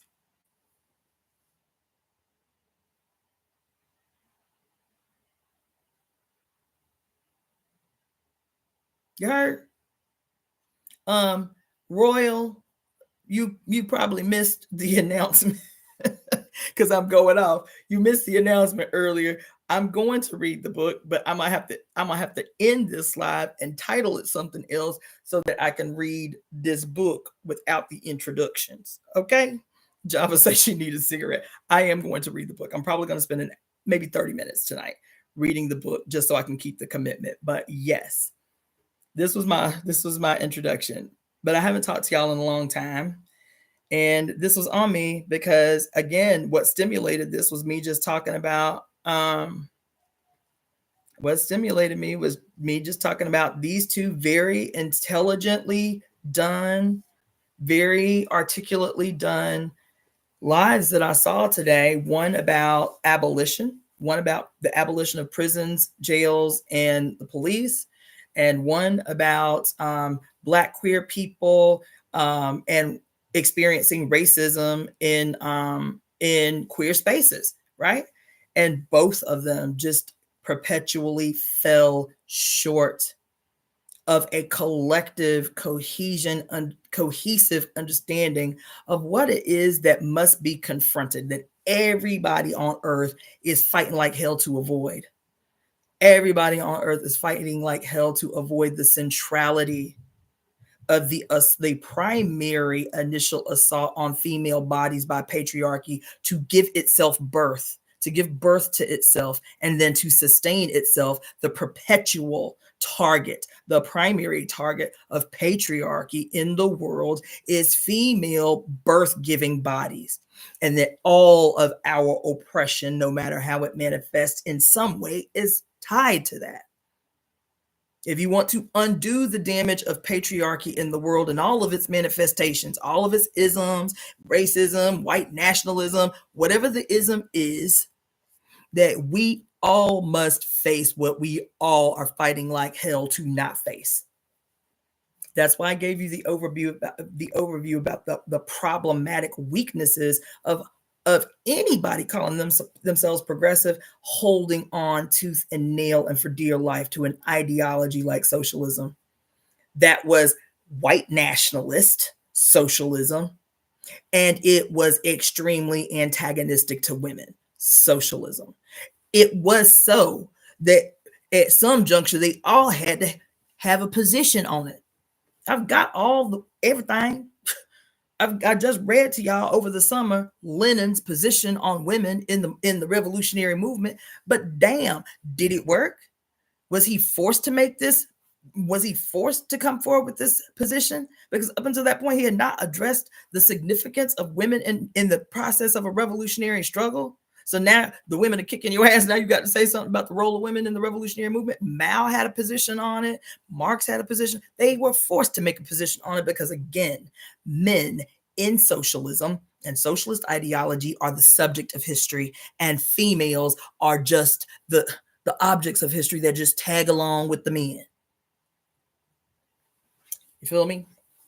And so it's my same critique of feminism. I keep telling y'all, I don't make no qualms about it. We're going to have to trash feminism. There can't be no more waves of feminism because now feminism, look, what is feminism? You got 20-year-old girls talking about wanting to be trad wives. We've been thrust backwards 100 years in the past. And nobody is comfortable saying what needs to be said. Feminism has failed us. Communism, socialism has failed us. Don't nobody. Integration failed us. The American democratic process has failed us. So are we going to have the courage to create an all new, whole new? And what is required to do that? To be having a conversation about abolition outside a conversation about all the ways that patriarchy has destroyed the earth, the planet, and the human beings within it is moot to me. You feel me? So it still all goes back to the same thing. I know I'll be going all around the world, but y'all know I'm always going to bring y'all back to center. I'm always going to bring y'all back to the issue at hand. Okay. Hopefully it was helpful. It's just a lot that I've been working on, but that's the primary issue is like, this is the last thing I'm going to say, I promise. But we're living in a time in real time where we have always succumbed, in my personal opinion, we have always succumbed to this sleight of hand bullshit narrative about the separation of church and state. First of all, the church and state ain't never been separate. Never, never, never, never, never, never. There is no period that we can point to where state and church have been separate, have functioned separately. But because we hear like a mantra over and over and over again that we are guaranteed the separation of church and state, this and this and this and this and this and this and this, we have never challenged its appearance in our lives, right? Now, here we are in real time with a presidency that has taken the covers off what to me has been obvious for a long time, but not to the many.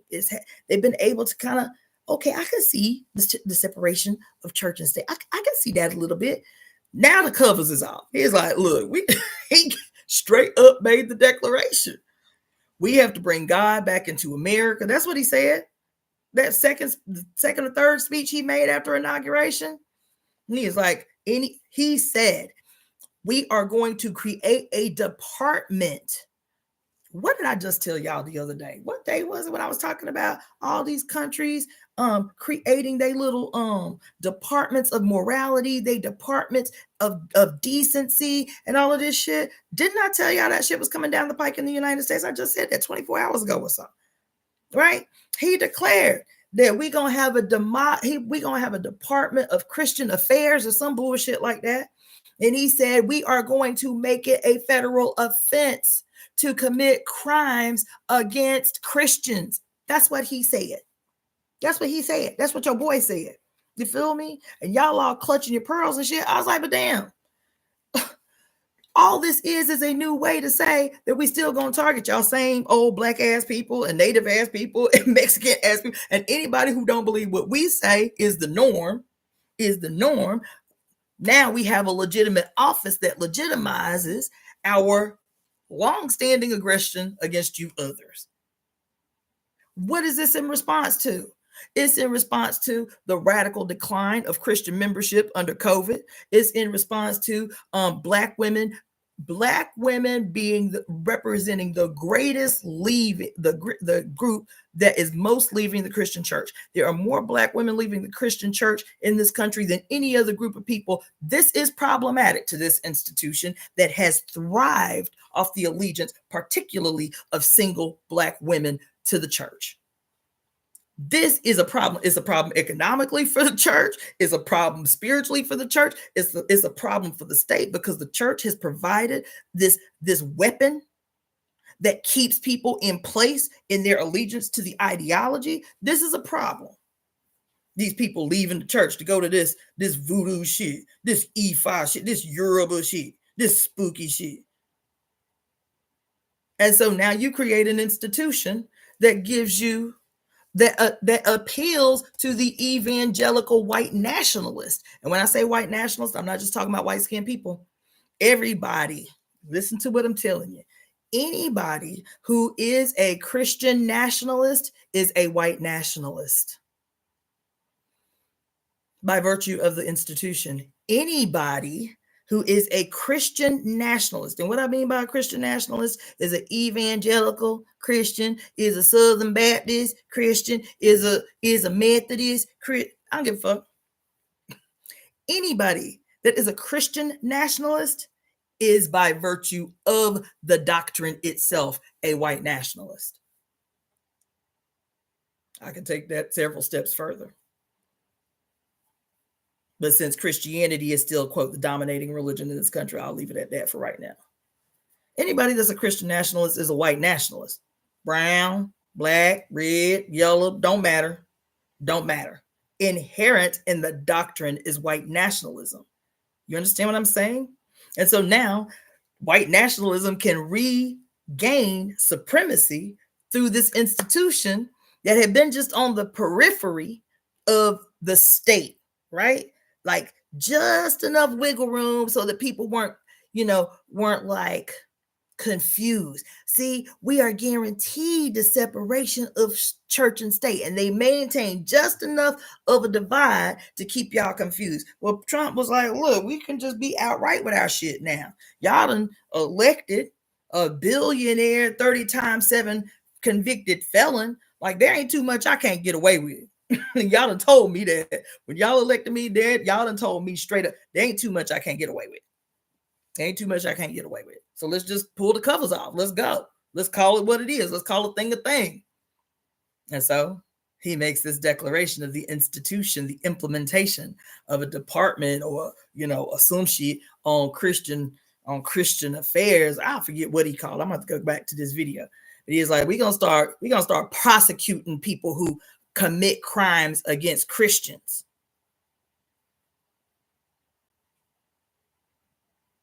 He said, and part of that is going to be any kind of anti-Christian rhetoric. That's what he said. That's what he said. I'm not misquoting. He said any kind of anti-Christian rhetoric will be punishable as a crime through this department. Where y'all think that's coming from? You think he just came up with that overnight? Or he ain't got somebody in his cabinet listening to black ass bitches like me talking about, look, we welcome the return of the mother. What y'all call the mother? The return of the mother? The Antichrist? We welcome her black ass. Yes, we do. Yes, we do. Now, the only way to save the world is to undo what has been done by the Father God. That's the only solution.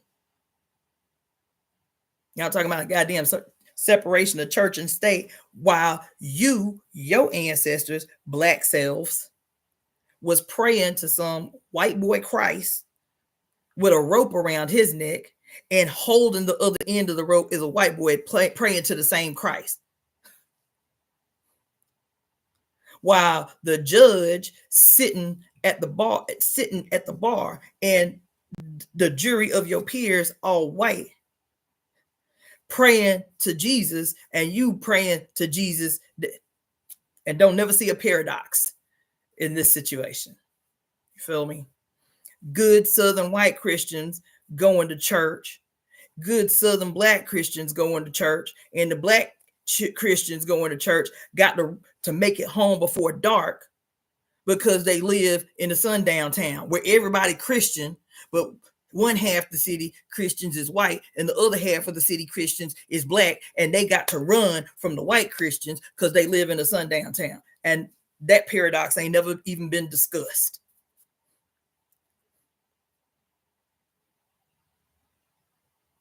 You feel me? So, why did I get on that? This, like, we have to be clear. We have to be crystal clear. We have to be crystal clear, because I've been telling y'all this for 4 years on this page. I'd had several women leave my channel saying I'm a fearmonger. Maybe I ain't a fearmonger. I'm telling you to be prepared, to get ready, so you ain't caught up. All we have to do is study history to see what need not be repeated. Oh my God. Yeah, I've been rewatching I've been rewatching The Witcher, like crack watching it.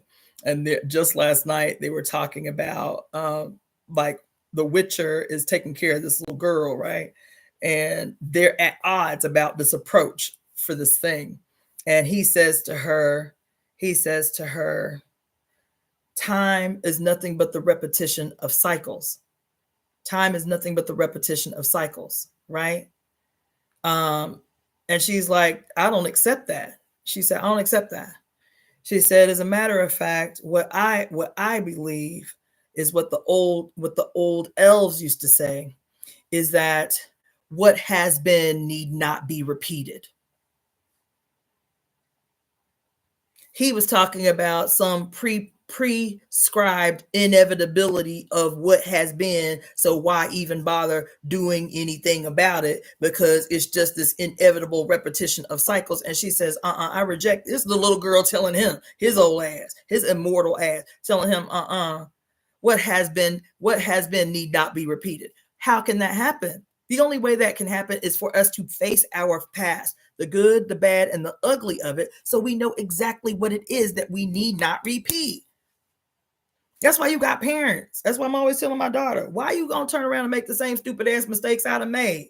That's the reason you got parents. And so they can tell you they stupid ass mistakes so you don't repeat them stupid ass mistakes. You feel me? What other purpose do we have as parents is other than to make your life better and easier than ours was? You feel me? And so I'm telling you that again. It's just funny that was what like naturally flowed through me. And then my default was to think about what I just saw last night. And this baby checking this old dude. Like, no, I don't accept that pessimistic ass shit. The inevitability of what was. That's crazy. That's not evolution. That's crazy. That's what the past exists for, is so that we can learn from it and never repeat the errors of our past. What has been need not be repeated. You feel me?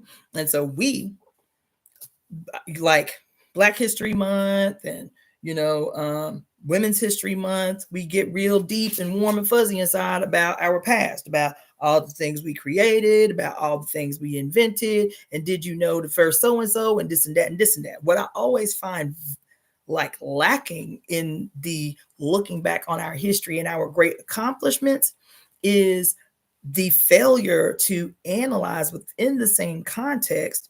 What if we had done X, Y, and Z differently? What would it look like now? You feel me? So for example, I just saw a video not too long ago during Black History Month about the multiplicity. I think it's like an estimate of 64 towns, 64, it might be more than that. But one is that number standing out, 64 Black towns that are today in this country sitting at the bottom of a lake, deliberately flooded, thriving Black towns that because they neighboring white people got mad about them having the audacity to earn and own and be sovereign, set their sights on destroying said neighboring community. And as a consequence, it with the help of the government, every single time, with the help of the state, you got 64 lakes that previously did not exist, by the way, right? 64 lakes that were created to drown whole thriving Black communities and run the Black people who could escape out of them communities. 64. And so instead of just telling people this terrible thing that happened over and over and over again, right? There should be a summation on the back end of each one of these videos. This terrible thing happened. And so this terrible thing never has the potential to happen again. This is what we as Black people seeking sovereignty must do and how to prepare for the inevitability of latent, deep racism and entitlement that comes as a consequence of seeing others thrive. Because until the demon of patriarchy, until the demon of white nationalism is literally rooted out from the human spirit and consciousness, this is what we have to look forward to. So we can't just be talking about, oh, we're going to go and build our own little Black community. We're going to go and build our own Native community. We're going to go and build our own, we're going to go live off grid, and not be talking about the very real and even recent history of what that has meant for us and how ill prepared we were in the past and how we can be adequately prepared moving forward with this project of sovereignty that we're trying to put up somewhere. And so you better believe there's a discussion that we're having in real time, not on here, but in real time in the temple when we meet. I'm walking by the dome that I want to own that I was telling y'all about just today.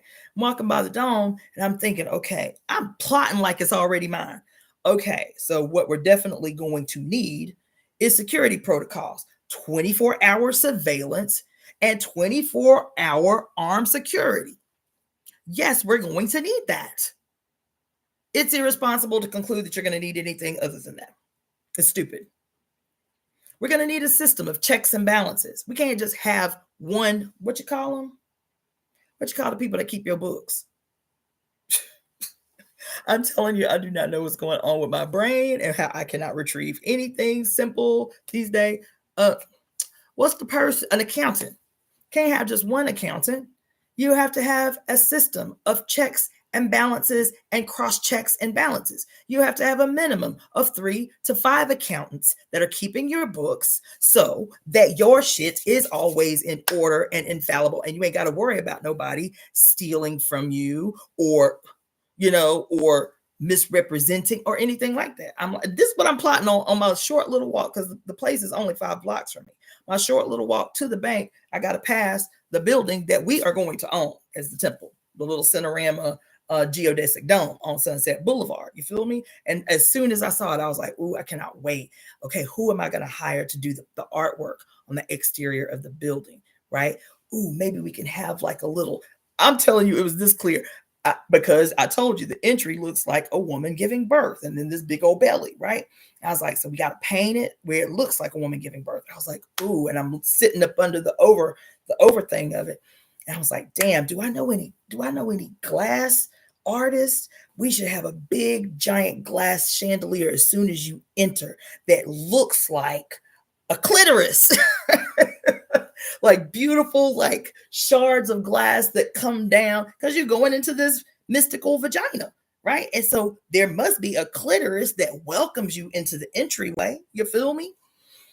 And I was like, and then I walked past it. I was like, oh yeah, we definitely got to have security, like 24-hour armed security and security cameras, because somebody's going to attempt to sabotage what some Black bitch and her witchy constituents is trying to build. You feel me? So we got to have that. You feel what I'm saying? And so when we're talking about the past, even as we're talking about like creating the new, right? To acknowledge the old, to give us a perspective in the now on what we can create in the future, building and creating institutions of dual and contending power and what goes into that. Somebody today was talking about the history of the Black Panther Party in Chicago.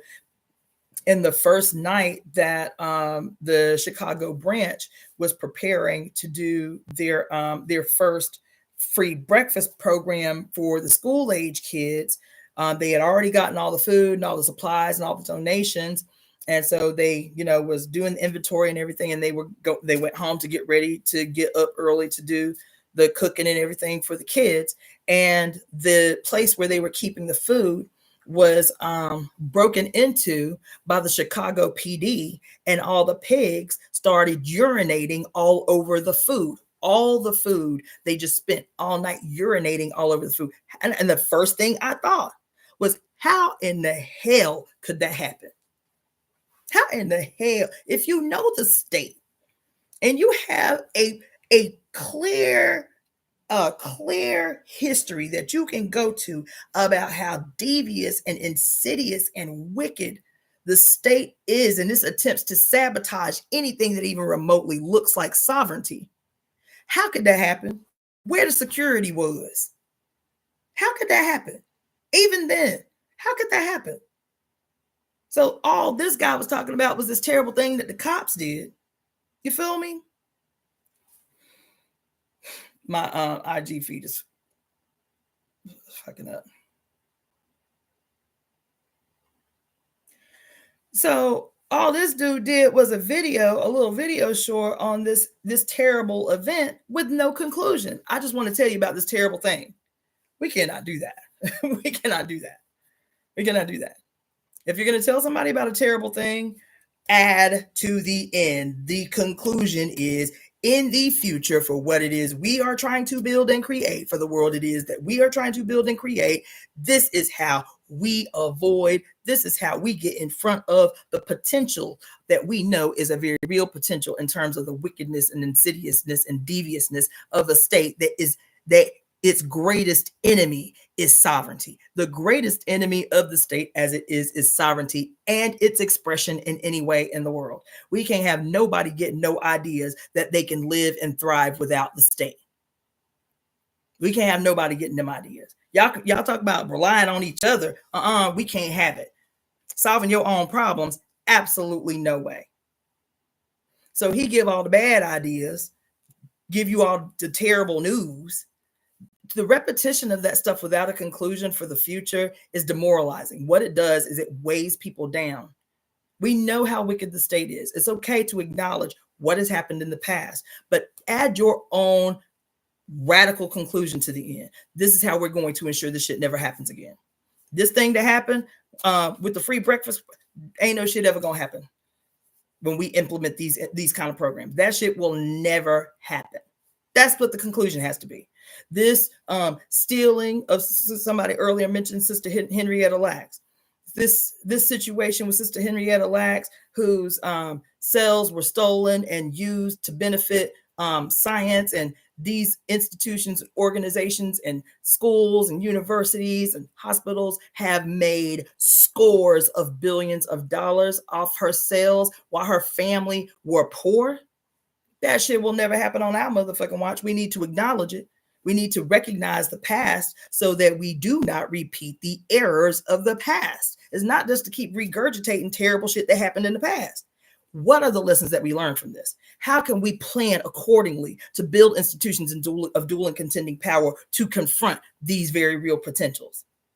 What does it mean for me to tell you, a history that's a few thousand years old about the healing qualities of every single leakage, every way a woman leaks out of her body? If she's happy, if she's honored, if she's cared for by the society, her whole body becomes a healing mechanism. It's not until she's oppressed, denigrated, torn down, beat down, living under a constant state of stress with all these toxic ass hormones flooding her blood all day, that those previously healing leakages now become toxic, make her sick, make everybody around her sick.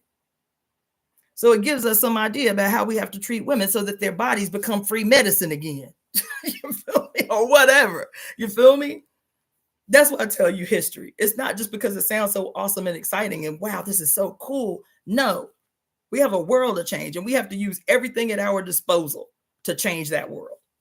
Even if it means collecting women's leakages to start doing our own research and our own studies from our own worldview and our own perspective about how we can use what we have to implement this world that we want to make new. That's why I'm telling you women to start collecting your moon blood and pouring it in the nearest body of water that you can find. Can we heal the water? Can we heal the water in this country that is saying now that there's no body of fresh water in the United States of America that is safe to drink from, when 100 years ago, you could drink from any single body of fresh water in the United States?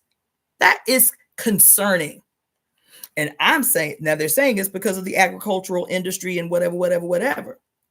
But I'm saying the other part of that is the fact that our moon blood is no longer being dumped in these bodies of water through the process of just washing our clothes in the nearest river or the nearest lake or the nearest stream, because we didn't have water coming out of faucets in our house 100 years ago.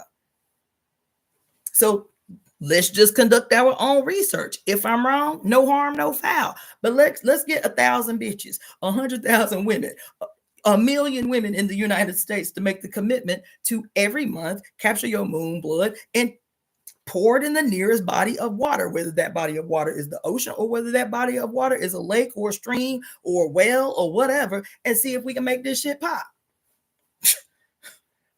To me, it's the bare minimum thing that we can do. You feel me? Pour your moon blood at the roots of the oldest tree in your neighborhood and see what happened. You feel me? My live on IG is about to go. Y'all just need to start watching me on YouTube so I can get these watch hours and these likes and these comments, because IG is playing with my emotions. For whatever reason, it won't let me save the videos anymore. And it only lets me go live for an hour now. So it's about to go off again. I'm about to bring it back up. You feel me? But go to my YouTube channel, Daughter of the Fates. There you go. So it's about to stop.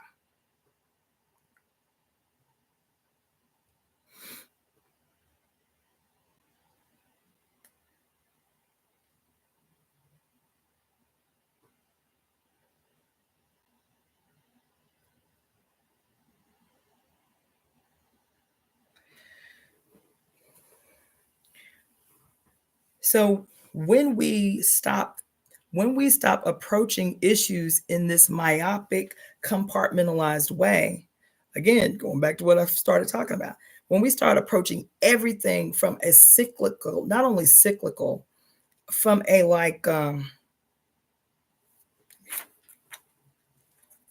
from not only a cyclical, but like time as a web. If we can get into a habit of seeing time as a web, and I'm not talking about time as a two-dimensional web, I'm talking about time as, you know, them spider webs that is like real crazy looking. They aren't pretty, like bing, bing, bing, bing. They're like big and ugly and clunky and all over the place and just big and like three-dimensional. That's what I'm talking about. Seeing time as a web that is five-dimensional. And that what does it mean for us to say, right? That every word we speak lives forever. That every action that we take has a five-dimensional impact on the world. It has an impact on the past, has an impact on the present, has an impact on the future. This is not esotericism I'm talking about. I'm talking about your understanding of the past changes the past in real time. Didn't y'all feel that?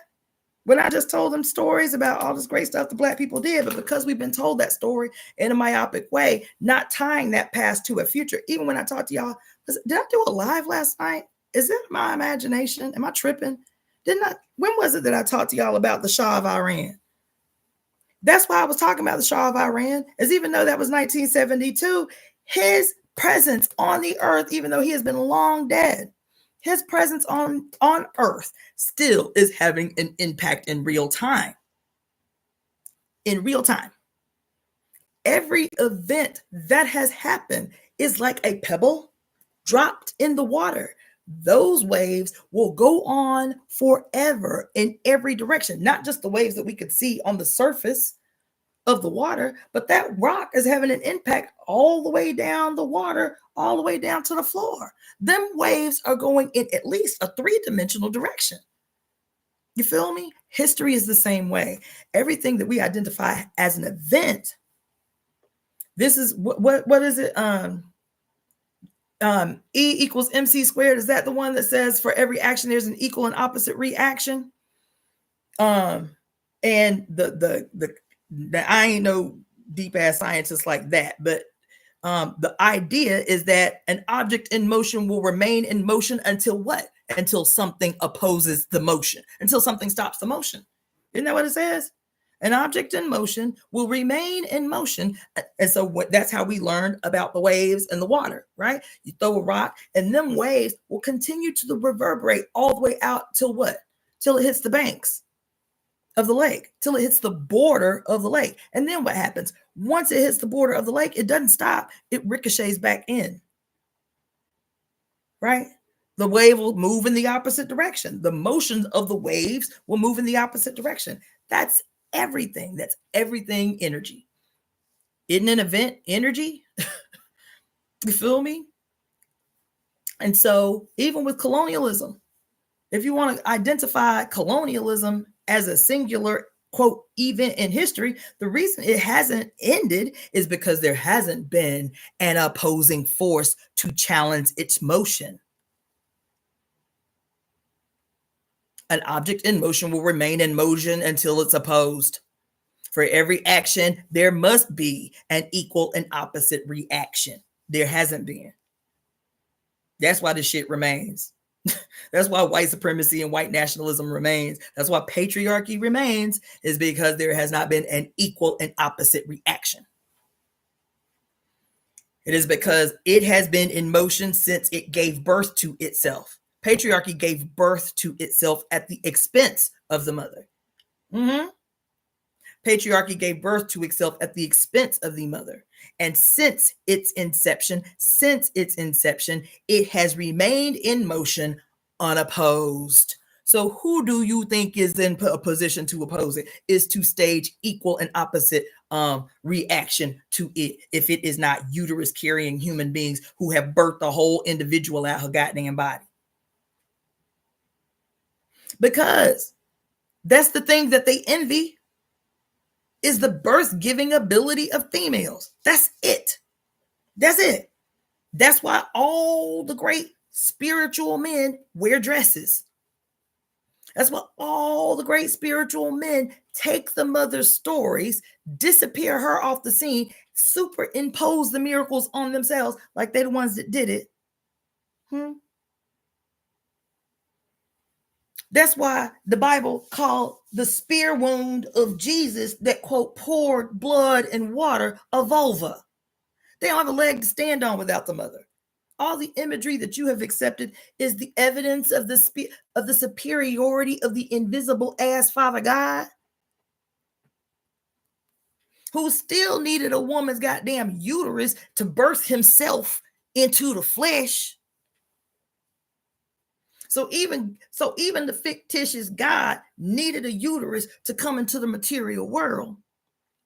But her birth is not good enough, so he had to die. And in his death and in his pouring of water and blood, you are reborn. The greatest crime ever committed on human beings. The greatest crime ever committed.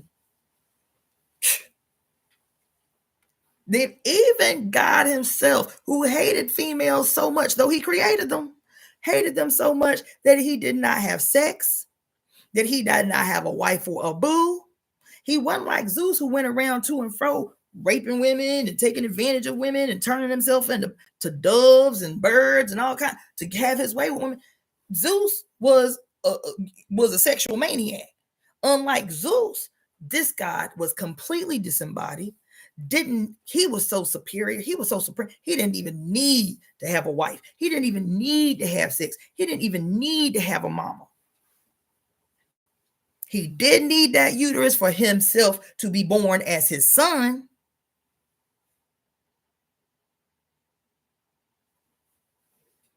But that birth was his first birth. He had to have a fleshly birth so that y'all could relate to him. But the true birth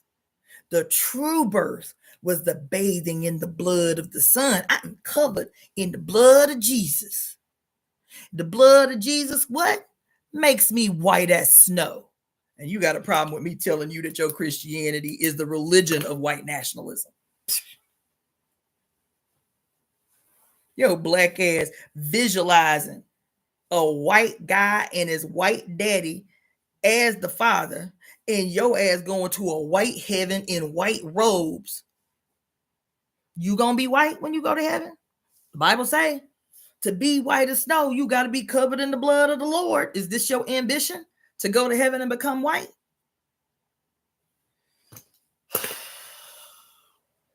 The state is informed by theology. The state functions because these ideological spiritual weapons have been created to maintain the chasm between the mother and her son.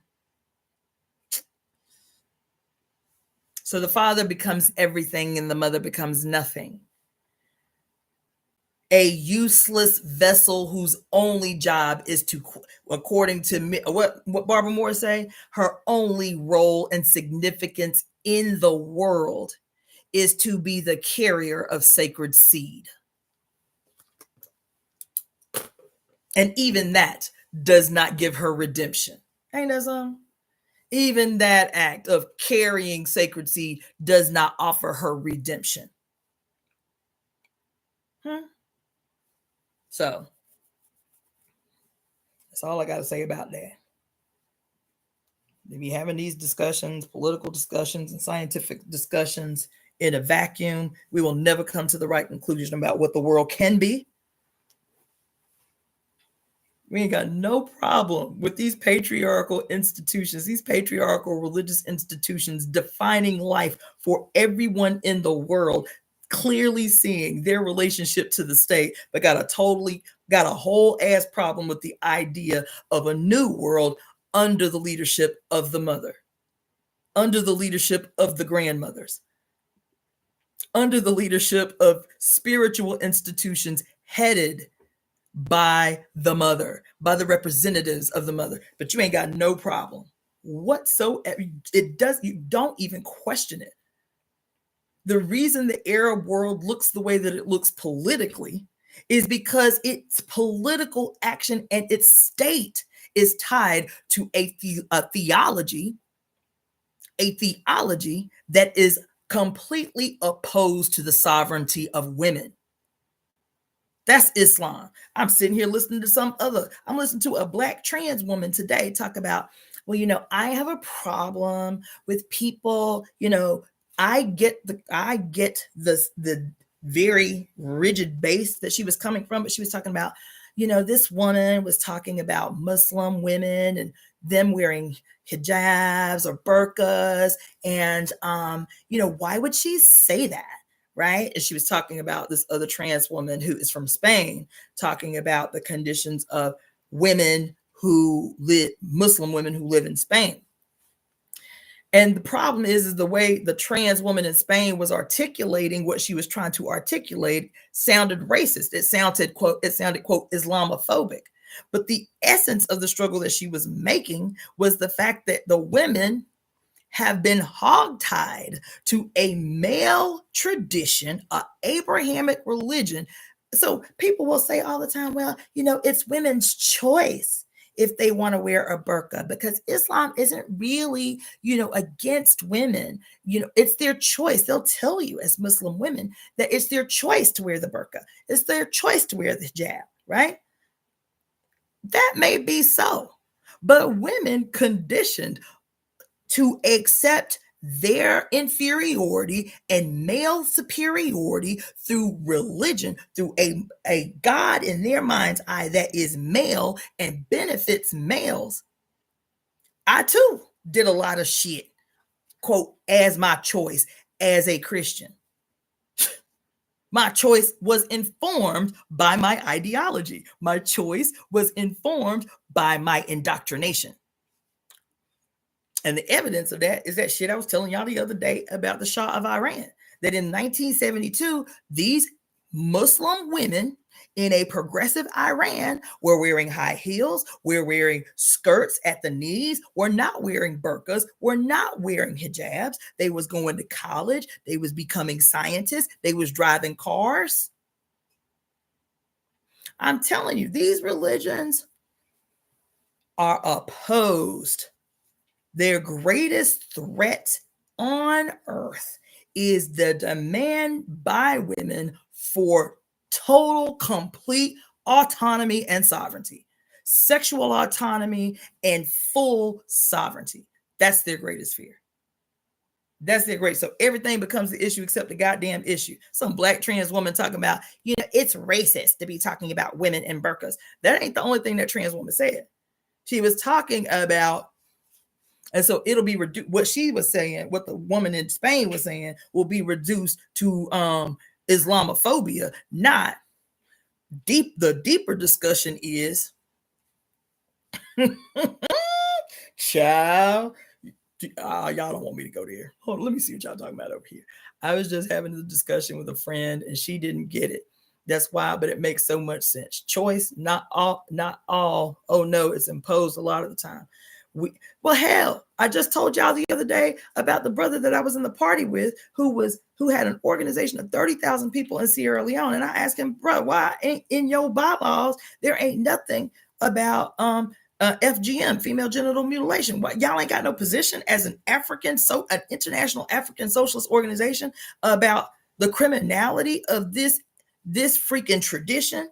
And his answer was, well, it's the women that do it. It is a tradition, and it's not we that do it. It's the women that do it. And so you as a socialist leading an organization of 30,000 Sierra Leonean people just ain't gonna take no position because we always did it, and it's women that's doing it. That's their choice to perform this antiquated, barbaric ass tradition.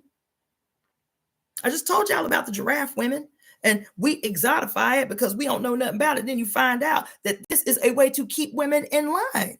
This is a tradition in its origin created to keep women in compliance. That the threat is death. That we gonna deform your body from infancy with these irons on your neck that the outside world will think is so beautiful and so exotic. Oh my gosh. We'll create whole culture around it. That it's a thing of beauty, and that you'll begin to covet your cage. You will begin to covet your cage. You will be envious of the other girl who got 3 or 4 iron circles around her neck and you only got 1. The culture of captivity, we will begin to covet it because all of this mystery has been created around it. All of these stories have been created around it. All of these, and the men will comply. They'll be like, damn, she fine. Look at all them irons she got on her neck. That long ass neck. She can get it. You feel me? You create whole cultures around your cage, around your captivity. Make it appealing to you. Make you go into contest with others about your cage. You feel me? Meanwhile, this is a predatory freaking process of conditioning women to accept the multiplicity of ways that they must comply. If they want to get some love, if they want to get digged down every now and again, if they want a husband, if they want to be treated right, if they want to survive, then you have to comply to these cultural, traditional norms imposed and given birth to as these seeds of patriarchal domination over your very existence.